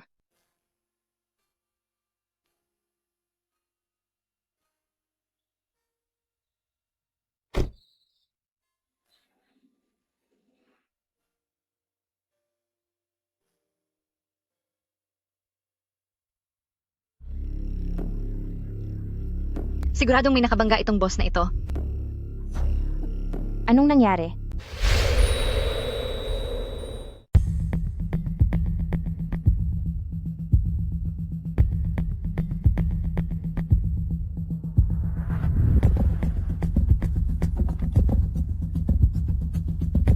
Cheng Tianfan, ang galing mo rin talaga. Pati si President Sun ay kinalaban mo. Talaga bang ayaw mo na sa Gang Cheng manatili? Anong President Sun? Huwag kang magkunwari sa akin. Sinabi na sa akin ni President Sun. Kagabi sa kwarto ng hotel, may isang lalaking nagpakilalang dating asawa mo. Siguradong ikaw ang nag-utos sa kanya. Tumatawa ka pa? Ilabas mo na ang dating asawa mo. Naguluhan si President Sun sa nangyari kagabi. Hindi niya masyadong nakita ang mukha nito. Kung hindi, baka naparusahan ko na siya at tinapos na ang lahat. Shupeng. Nilagyan mo ng gamot ang inumin ko kahapon at naghanap ka pa ng taong hahamak sa akin. Hindi ba't ikaw ang dapat parusahan? Ano naman ngayon? Gusto mo ba akong saktan? Sige, subukan mo. Sa susunod na wala ako sa tabi mo, kapag may nang-api sa iyo, huwag kang maging mahina o tumakas. Lumaban ka, ako ang bahala sa iyo.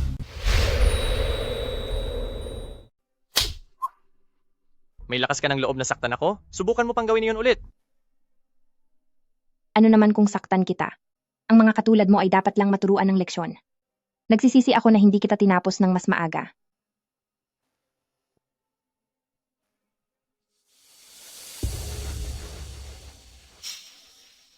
Ang video ng pagwawala mo sa shop ko ay nakuhanan lahat ng CCTV. At tungkol sa nangyari kahapon, gusto mo bang pumunta ako sa kumpanya mo para ipaalam sa lahat kung gaano ka talaga kawalang hiya? Sige, may tapang ka. Humanda ka sa akin. Palang araw, pagbabayarin ko kayong dalawa ng dati mong asawa.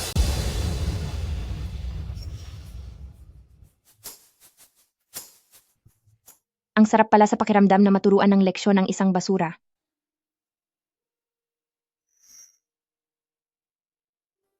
Duan Jingyang, masyadong mahalaga sa inyo si Miss Cheng. Bakit hindi po kayo pumasok kanina? Hanggang ngayon ay hindi alam ni Shupeng na ako ang dating asawa ni Qianfan, kaya paulit-ulit niya itong hinahamak. Bukod doon, mas gusto ko talaga na matutong protektahan ni Qianfan ang kanyang sarili. Maghanap ka ng mga taong tutulong kay Qianfan para ayusin ito. Masyado akong abala ngayon, bantayan mo ng maigi ang lugar na ito. Masusunod po, Duan Jingyang.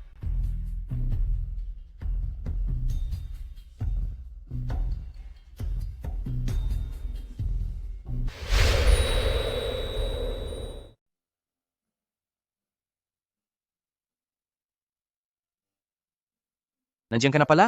Halika na at kumain. Ang dami namang pagkain? Maupo ka. Salamat. Ngayon ay napakagalang mo na sa akin? Noong nakaraang 3 taon? Hindi ba't ang lakas ng loob mong magrebelde sa akin? Ang kumpanya ng nanay mo? Nabawi ko na ito para sa iyo. Ang kumpanyang iyon ang buhay ni Papa. Sa loob ng maraming taon, umaasa lang siya sa Cheng Group para mapanatili ang kanyang dangal. Bakit nga ito ibibigay sa iyo ng ganoon kadali? Dapat ka ring magpasalamat sa kapatid mo sa labas, kay Fang Yao. Pinagawa mo iyon sa kanya? Anong nangyari? Anong nangyari? Pinapaalalahanan lang kita, huwag mong kalimutang samahan ako sa weekend para bisitahin sina Mama at Papa.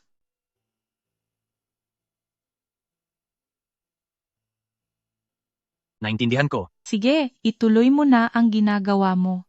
Nakakainis talaga. Tuwing tumatawag ako sa iyo ay hindi man lang tayo makapag-usap ng matagal. Sige. Bakit ang konti lang ng kinakain mo? Hindi mo ba gusto ang lasa? Ano kasi? Siguro ay mas mabuting lumipat na lang ako ng matitirhan. Baka kasi si Miss Fang ay...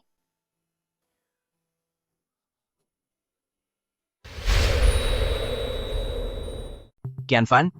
Qianfan, gusto mo bang tawagan ko ang family doctor? Qianfan? Anong nangyayari sa iyo, Qianfan? Qianfan, magsalita ka naman. Huwag mo akong takutin. Ilang araw na akong huli doon. Hindi kaya. Ayos lang ako. Baka dahil lang ito sa lamig ng panahon, kaya sumasakit ang tiyan ko. Kukuha lang ako ng gamot.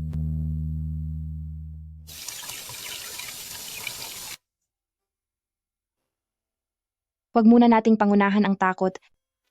Maghihintay muna ako ng resulta bukas.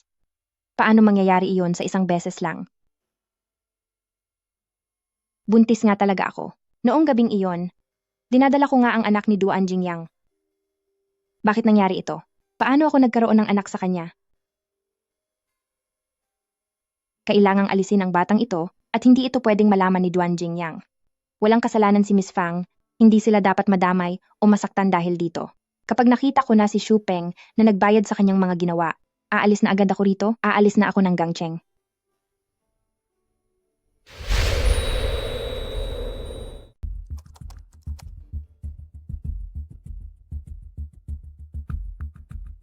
Duan Jingyang, bakit hindi mo na ako pinapansin itong mga nakaraang araw? Miss na kita.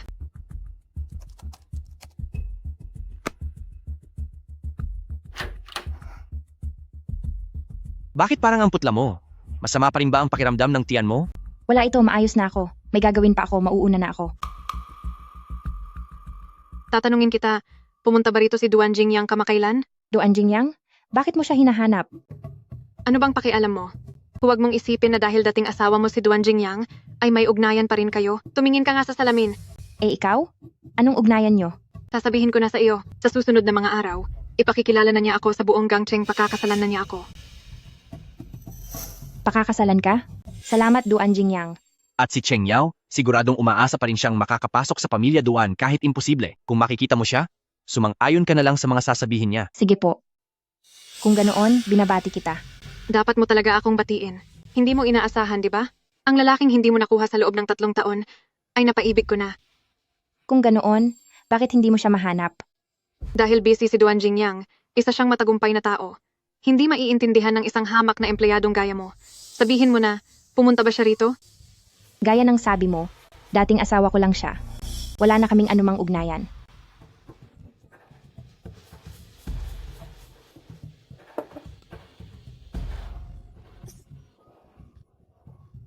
Hindi na pwedeng ipagpaliban ang tungkol sa bata, dahil kung hindi, malalaman din ito ni Duan Jingyang balang araw. Hindi masyadong mabuti ang kalagayan ng iyong katawan. Tila bata ka pa lang ay kulang ka na sa nutrisyon.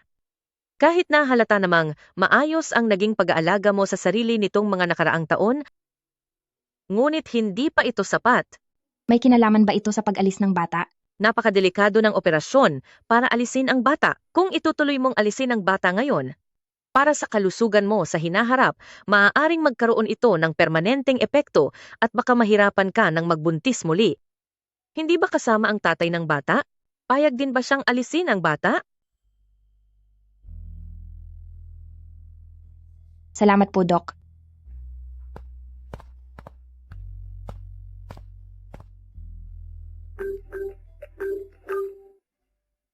Bakit wala ka sa shop? May nangyari ba? Wala naman. Nasa ospital ako ng lungsod. Ospital? Hintayin mo ko riyan.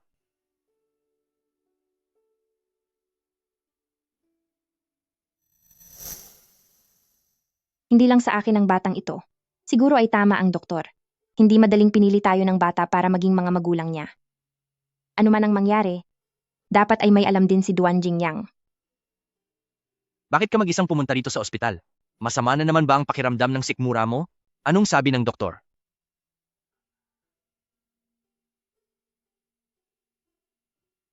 Si Fang Lei, nakita mo na siya. Noong homecoming party. Kumusta po, Miss Fang? Ako si Cheng Qianfan. Alam ko, ang dating asawa ni Jingyang. Masama ang pakiramdam ni Qianfan ngayon. Sasamahan ko muna siyang umuwi. Huwag na, kaya ko namang umuwi mag-isa. Tara na. Teka, aalis ka talaga? Utang mo na naman sa akin ang isang kainan.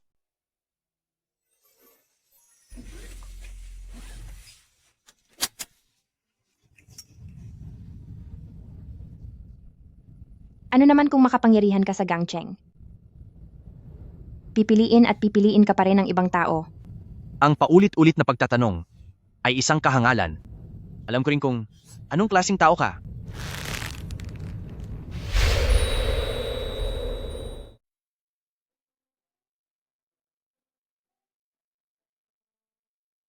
Ang paborito mo? Hindi ko masyadong gustong uminom ng kape ngayon. May gatas ba kayo?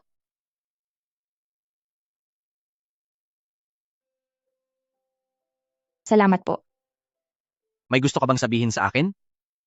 Kung malalaman ni Jingyang ngayon na nagdadalang tao ako, hindi ito magiging patas para sa kanya at kay Miss Fang.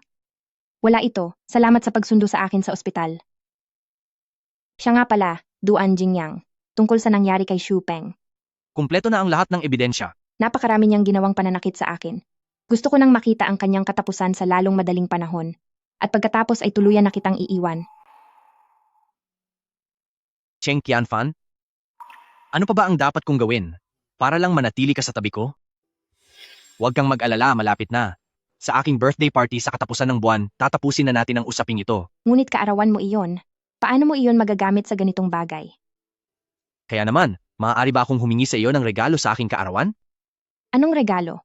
Gusto kong dumalo ka ng nakabihis ng magarbo, tumayo sa pinakamaningning na bahagi ng buong Gangcheng, at tuluyan ng magpaalam sa iyong nakaraan. Gusto kong maging masaya ka at magkaroon ng bagong simula. Mula ngayon, ang tatahakin mong landas ay mapupuno ng bulaklak at tagumpay. Salamat sa iyo. Duan Jingyang. Salamat sa lahat noon, salamat din ngayon, at habang buhay akong magpapasalamat sa iyo.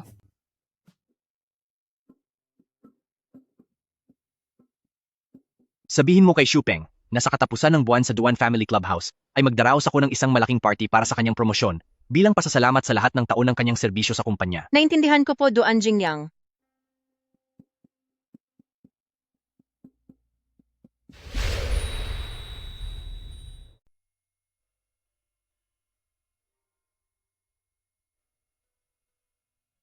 Napakaganda mo. Dapat ay ganyan ka, kaganda. Handa ka na ba? Opo. Ito ang gabi na hinihintay ko. Duan Jingyang, nakaalis na si Miss Cheng. Sabi niya ay huwag kang mag-alala. Gagawin niya ang lahat ng sinabi mo. Sige na, lumakad ka na rin. Masusunod po. Matagal ka ring nagkunwaring maamong pusa, oras na para ipakita mo ang bagsik mo. Masyado naman itong magarbo. At isa pa, hindi kailanman binubuksan sa publiko ang clubhouse ng pamilya Duan. Mukhang itinuturing na ako ni Duan Jingyang bilang isa sa kanila. Ay, Manager Su. Nabalitaan kong na-promote po kayo. Sana po ay matulungan nyo ang aming pamilya. Huwag kayong maingay, kailangan nating maging low-key.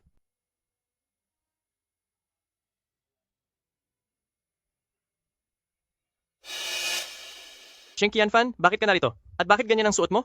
Kung nakapunta ka rito, bakit ako hindi? Tingnan mong mabuti ang paligid. Ito ang high-end clubhouse ni Duan Jingyang. Ang mga taong pumupunta rito ay mula sa mga mararangyang pamilya ng Gang Cheng. Ikaw na itinakwil ng pamilya Cheng. Isang babaeng hiwalay na sa asawa. Hindi ba parang hindi ka nababagay rito? O baka naman nalaman mong na-promote ako, kaya nagsisisi ka na tinanggihan mo ang kasal natin noon at pumunta ka dito para sumipsip sa akin? Mahilig talagang magbiro si Mr. Shu. Alam kong napakahalaga ng araw na ito para sa iyo. Kaya may inihanda akong malaking regalo para sa iyo. Espesyal na regalo? Sa hitsura mong iyan, sa tingin mo ba ay may mabibili kang disenteng bagay? 3 buwan na ang nakalipas noong pilitin mo akong magpakasal, at dahil sa iyo ay naaksidente pa ako sa sasakyan. Inamin mo na ang ginawa mo. Ngayon ba ay itatanggi mo na? Ano bang sinasabi mo? Ano ang inamin ko? Maniwala ka sa akin, palalayasin kita dito ngayon din. Huwag kang magmadali. Makinig ka muna. Sasabihin ko sa iyo, ang aksidenteng nangyari kay Cheng Qianfan ay dahil sa akin. Sino ba kasi ang nagsabi sa kaniyang tumakas? Kung hindi siya tumakas, mababangga ba siya? Bagay lang iyon sa kaniya. Bakit hindi pa siya tuluyang nawala? Isa itong krimen. Napakahigpit nila sa ugali ng mga empleyado. Bakit nila itinaas ang posisyon ng taong tulad niya? Yu Peng, ano sa tingin mo? Nagustuhan mo ba ang regalong ito? Huwag kayong maniwala, peke ang recording na ito. Gusto niya lang akong perahan. Cheng Qianfan, huwag mong isipin na dahil sa recording na ito, ay masisira mo na ako. Tingnan mong mabuti ang okasyong ito. Wala kang kaalam-alam kung gaano ako pinapahalagahan ni Duan Jingyang. Naalala ko na, pumunta nun si Duan Jingyang sa coffee shop mo para tulungan ka. Kaya siguro nandito ka ngayon para akitin siya, hindi ba? Nagbibiro ka yata, Mr. Shu Ang.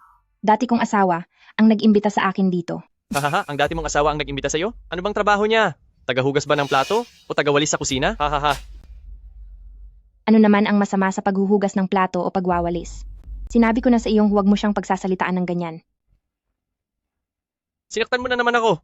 Cheng Qianfan, papagbayarin talaga kita ngayon din.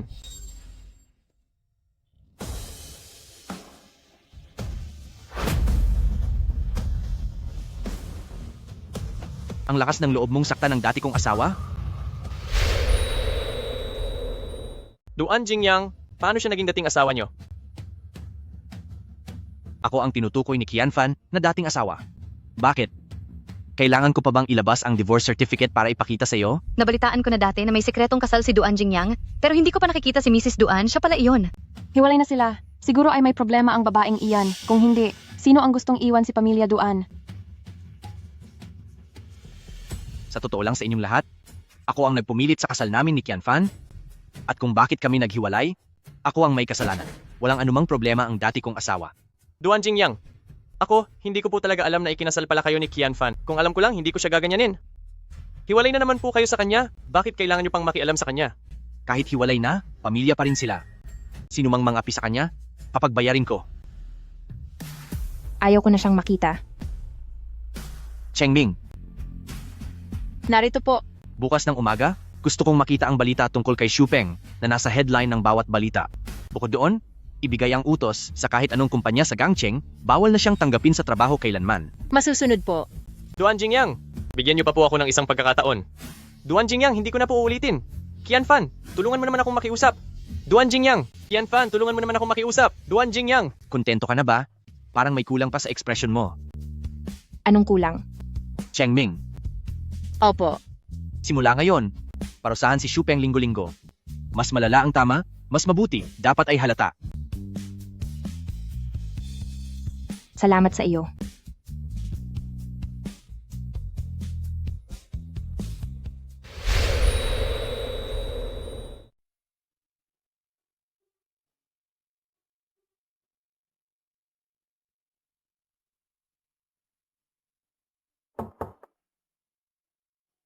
Bakit hindi ka pa nagpapahinga?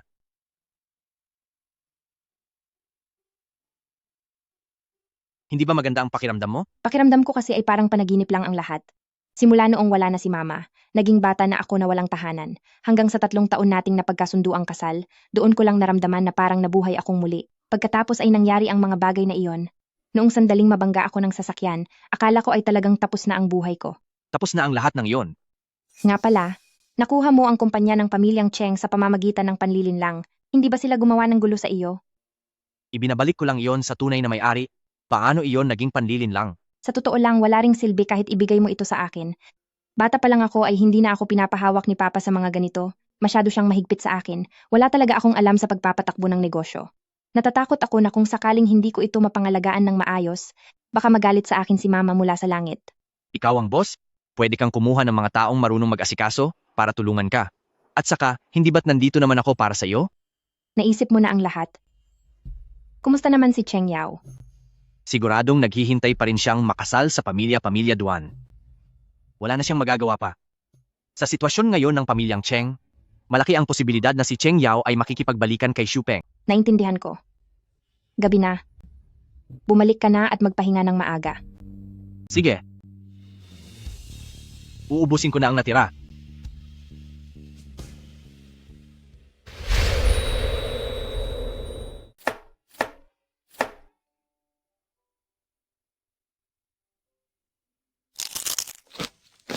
Duan Jingyang. Miss Fang Lei, noong tumawag siya kanina, nasa meeting po kayo. Sabi niya ay babalik siya sa ibang bansa ng ilang araw. Siguradong pupuntahan niya ang boyfriend niyang dayuhan. Ang kapatid ko na yon, mula noon hanggang ngayon, ay hindi na natahimik. Masyadong matapang, pati sasakyan ko ay hinarang. Bumaba ka, at ayusin mo iyan. Opo, sir. Nasaan si Duan Jingyang? Bakit hindi siya bumababa ng sasakyan? Masyadong busy si Duan Jingyang. Sabihin mo na ang gusto mong sabihin. Duan Jingyang, bumaba ka. Alam ng tatay ko na ibinigay ko na sa iyo ang kumpanya, kaya hindi siya makalapit sa iyo. Tingnan mo ang ginawa niya sa akin, ganito ang inabot ko. Bumaba ka naman at mag-usap tayo ng maayos, please. Duan Jingyang. Kung sinaktan ka ng tatay mo, bakit mo siya hinahanap? Pero dahil ito kay Duan Jingyang, kaya ako naging ganito. At sinabi niya na papakasalan niya ako. Basta't umuwi siya kasama ko at magpaliwanag, maayos na ang lahat. Nagkakamali ka. Si Duan Jingyang mula pa noong una ay si Miss Qian Fan lang ang tanging mahal. Bukod sa kanya, wala na siyang papakasalan pang ibang babae. Paano nangyari iyon? Nag-divorce na sila. Duan Jingyang, kailan ka uuwi? Namiss mo ba ako? Hindi. Naghanda ako ng pagkain. May gusto sana akong sabihin sa iyo. Sige. Sakay na. Naghihintay si Qian Fan sa bahay para maghapunan. Opo. Duan Jingyang. Ipaandar mo na. Duan Jingyang.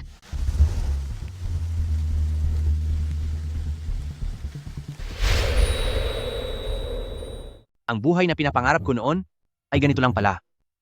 Dahil handa siyang paglutuan ako, ibig bang sabihin nito ay hindi na siya aalis? Nandyan ka na pala, handa na ang pagkain.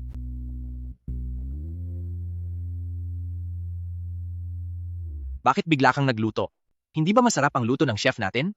Sa tagal na nating magkakilala, pakiramdam ko ay wala pa akong nagagawa para sa iyo, kaya medyo nakakahiya sa pakiramdam. Alam kong hindi ako magaling magluto, pero sinunod ko lang ang mga napanood kong video, siguro naman ay hindi ito masama. Tikman mo. Uubusin ko ito. Hindi mabuti ang pakiramdam mo, kaya uminom ka ng maraming sabaw. Ngayong araw, tayong tatlo bilang isang pamilya ay nakakain na rin sa wakas ng magkakasama. Pagkatapos nito, tayong dalawa na lang ang matitira. Duan Jingyang, salamat sa lahat ng ginawa mo para sa akin, pero sa tingin ko ay dapat na itong matapos. Saan ka pupunta? Hindi ko pa alam, pero gusto ko nang umalis sa Gangcheng. Sa madaling salita, hindi ko naguguluhin ang buhay mo. Ayaw mo na ba akong makita? Oo, magkaiba talaga ang mundo nating dalawa. At ang kasunduan sa kasal 3 taon na ang nakakaraan, ay hindi naman talaga ginusto ng parehong panig.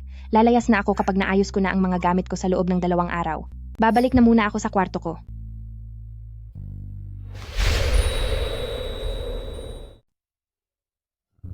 Maaga po yatang umalis si Miss Cheng ngayon. Hindi na po ba ninyo hihintayin si Duan Jingyang na ihatid kayo? Wag na, medyo busy sa shop kapag weekend. Siya nga pala, darating po ngayon ang cleaning service para sa routine na paglilinis ng buong bahay. Isasabay ko na rin po ang inyong kwarto at banyo sa paglilinis. Sige, salamat. Walang anuman po.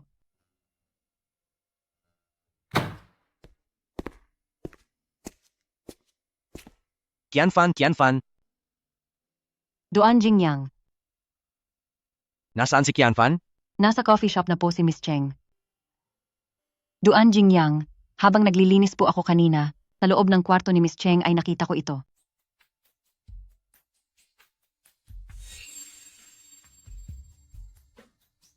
Nagdadalang tao siya? Mukhang pregnancy test po ito. Nahulog po sa sulok ng banyo. Baka hindi napansin ni Miss Cheng. Noong araw na iyon sa Gangcheng Hotel, siguradong nagbunga ang nangyari kay Qian Fan. Totoong magkakaanak na kami. President Duan, congratulations po sa inyo ni Miss Cheng. Pero bakit hindi niya sinasabi sa akin?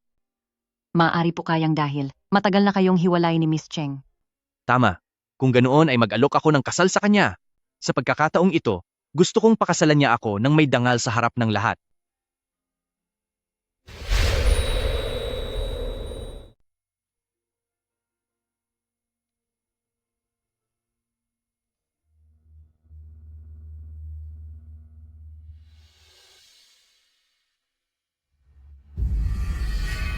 Duan Jingyang, niloko mo ako ng husto?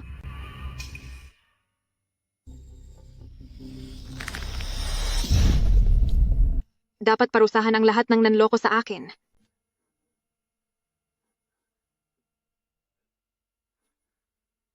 Ako naman talaga ang palaging nanloloko sa iyo. Kaya sa akin mo na lang ibuhos ang lahat.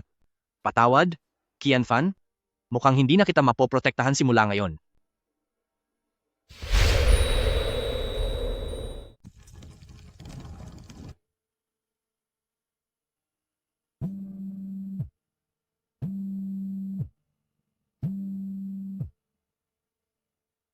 Hello.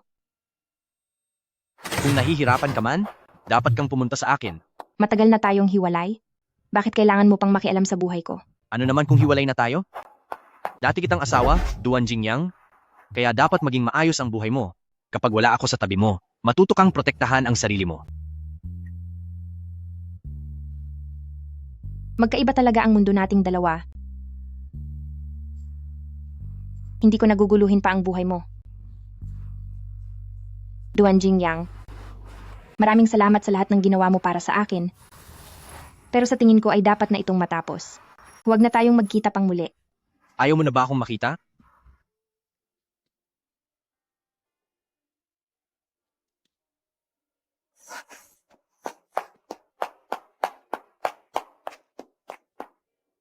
Kamusta na si Duan Jingyang? Nabalitaan ko kay Changle. Alam na ni Duan Jingyang na nagdadalang tao ka. Kaya bumili siya ng singsing. At balak sanang mag-propose sa iyo sa cafe. Ang Cheng Yao, na nanakit kay Duan Jingyang, ay nahuli na ng mga autoridad. Huwag kang mag-alala. Pagbabayaran niya ang lahat sa buong buhay niya. Ang tanging hiling ko lang ngayon ay maging ligtas at maayos si Duan Jingyang. Napakarami ko ng utang na loob sa kanya. Huwag po kayong mag-alala, napakaswerte ni Duan Jingyang, hindi tinamaan ang mahahalagang bahagi ng katawan niya. Ngunit dahil malalim ang sugat, kakailanganin pa ng panahon para gumaling. Kailangang magpahinga ng mabuti ng pasyente paggising niya. Sige po, maraming salamat, Doc. Papasok muna ako para tingnan siya.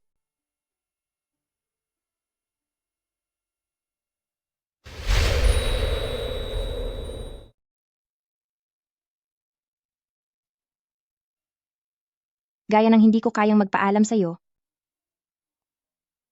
Ang mga kasinungalingan ay hindi laging panlilinlang, at ang mga pangako ay hindi laging natutupad.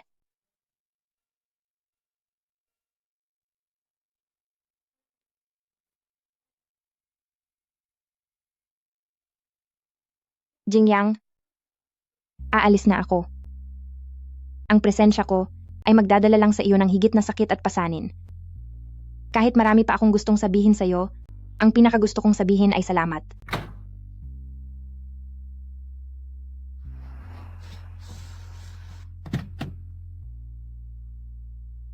Dahil hindi na tayo muling magkikita, hangad ko ang iyong kaligtasan sa habang buhay at ang maligayang pagsasama ninyo ni Miss Fang.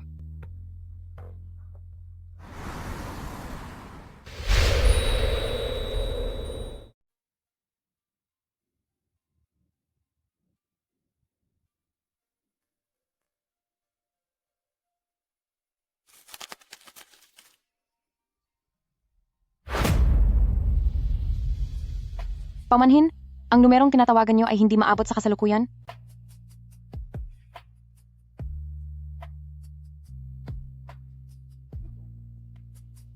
Mahal kong kapatid, dahan-dahan lang. Paano kung bumuka ang sugat mo? Ate, sa wakas ay alam ko na kung bakit hindi niya ako matanggap. Alam ko na kung bakit siya umalis. Akala niya talaga ay tayo ang magkasintahan. Ha? Cheng Ming, maghanap ka agad ng impormasyon sa mga flight at train. Alamin mo kung nasaan si Qianfan. Opo, sir. Tama na, tama na. Huwag ka munang masyadong mag-alala. Kaya pala tuwing nakikita niya ako, ay parang lagi siyang humihingi ng paumanhin. Kasalanan ito ni na mama at papa dahil ginawa nilang magkaiba ang apelyido nating dalawa kaya nagkaroon ng ganitong kalaking hindi pagkakaunawaan.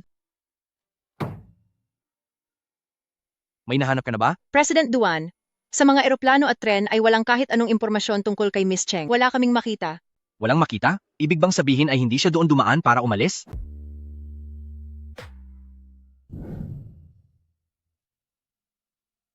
Mahilig ka ba talaga sa mga bulaklak? Opo. Kapag nagkaroon ng pagkakataon sa hinaharap, gusto kong pumunta sa Yuncheng para makita ito. Balita ko ay parang laging tagsibol doon at puno ng mga bulaklak kahit saan. Yuncheng. Siguradong pumunta si Qianfan sa Yuncheng. Pero napakalaki ng Yuncheng, saan natin siya hahanapin? Kung hindi ko siya mahanap, patuloy lang akong maghahanap. Gaano man kalaki ang Yuncheng, darating din ang araw na magkikita kami. Ate siya, Tia Liang, manigong bagong taon. Mag-ingat ka po, dahan-dahan lang sa paglakad. Tama po. Tandaan mong nagdadalang tao ka ngayon. Ayos lang po ako. Nagpunta ako sa doktor noong nakaraang linggo. At sabi ng doktor, malusog kaming dalawa ng baby ko. Qianfan, dinalhan kita ng pagkain. Bakit mo na naman ako dinalhan ng pagkain? Baka isipin ng mga tao rito sa nayon na ikaw ang nagtatrabaho para sa akin. Huwag ka nang mahiya. Dahil sa sarap ng ginagawa mong kape, lumakas ang benta ng shop. Heto, kumain ka na. Ang bango naman, may sabaw pa ng manok. Kamakailan, may magandang balita mula sa Duan Group ng Port City. Ang tagapagmana ng pamilyang Duan ng Port City na si Fang Lei ay ikinasal na sa kaniyang kasintahan mula sa ibang lugar. Nagbigay ng malaking regalo ang kaniyang kapatid na si Duan Jingyang. Mula nang isilang ang magkapatid, magkaiba ang apelyidong sinunod nila sa kanilang mga magulang, ngunit nananatiling matatag ang kanilang samahan sa loob ng maraming taon. Magkapatid, hindi ba sila magkasintahan?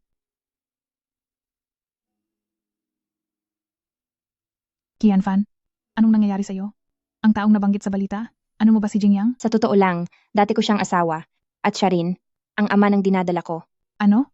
Ibig sabihin, isang tanyag at mayamang tao pala ang dati mong asawa. Kaya pala ayaw mong sabihin sa amin?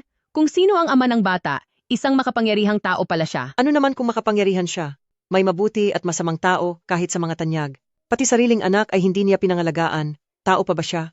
Tama si Tia Liang, ang lalaking walang pananagutan na iyan. Talagang parurusahan ko siya kapag nakita ko siya.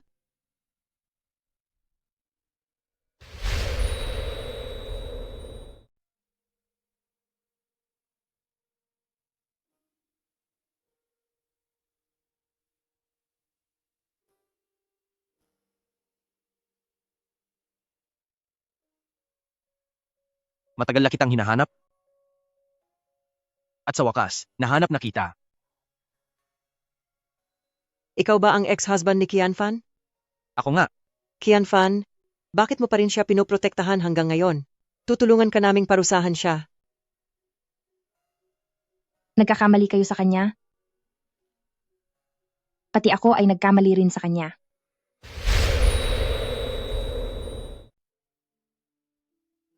Nagkamali kayo ng tingin sa kanya.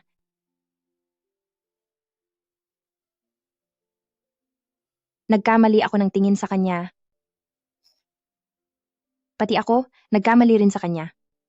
Si Jingyang ang pinakamabuting tao sa buong mundo. Bago kami naghiwalay, pinaramdam na niya sa akin ang pagmamahal na hindi ko pa naranasan kailanman.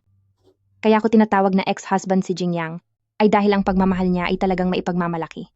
Kahit nagkahiwalay na kami, nag-aalala pa rin siya kung maayos ba ang lagay ko. Kapag wala ako sa tabi mo, dapat matuto kang protektahan ang sarili mo. Kung sino man ang mang-api sa'yo, lumaban ka, ako na ang bahala sa kahit anong mangyari, poprotektahan kita. Gusto kong ibigay sa iyo ang lahat ng pinakamagandang bagay, gusto kong maging pinakamaganda ka sa araw na yon, at tumayo sa pinakanagniningning na lugar sa buong Gangcheng. Gusto ko na sa bawat araw mo, ay mapuno ka ng mga bulaklak at kaligayahan. Dahil sa kabutihan niya, nararamdaman ko na wala nang sino man sa mundong ito ang hihigit pa sa kanya. Ang ex-husband ko, nang paulit-ulit, ay iniligtas ako mula sa matinding paghihirap, iniahon ako mula sa malamig na putikan, tinulungan akong parusahan ang mga nang-aapi sa akin. Para lang sa natitirang bahagi ng buhay ko, ay hindi na ako magambala ng nakaraan. Maibibigay ko sa iyo ang kahit ano, at gagawin ang lahat para sa iyo. Kung nakakaramdam ka ng sama ng loob, pumunta ka lang sa akin. Dati kitang asawa, Duan Jingyang, kaya dapat maging maayos ang buhay mo. Ang mga bangungot na gumagambala sa iyo, ay itataboy ko lahat. Sinabi ko na sa iyo, na ang natitirang buhay mo, ay dapat maging napakasaya. Siya ang pinakamabuting ex-husband sa buong mundo. Napakabobo ko, at nawala ko siya. Qianfan, kami ni Fang Lei. Alam ko na ang lahat. Patawad. Nagkamali ako ng hinala sa iyo. Hindi mo kailangang humingi ng tawad. Mahal kita. Mahal na mahal kita noon pa. Mabuti na lang at nahanap kita. Mahal na mahal kita. Noong hindi pa tayo naghihiwalay, mahal na kita. Hindi ko lang talaga alam noon. Nagyakapan na sila? Ibig bang sabihin ay magbabalikan na sila? Siyempre naman, sinabi na ni Qianfan na ang lalaking ito ang pinakamabuting ex-husband sa buong mundo. Huwag na siyang maging ex-husband. Magbalikan na kayo ngayon din. Kahit simple lang ang lugar na ito, hindi naman tayo mauubusan ng mga bulaklak. Ha ha ha! Tara na, mga mare! Ha ha ha!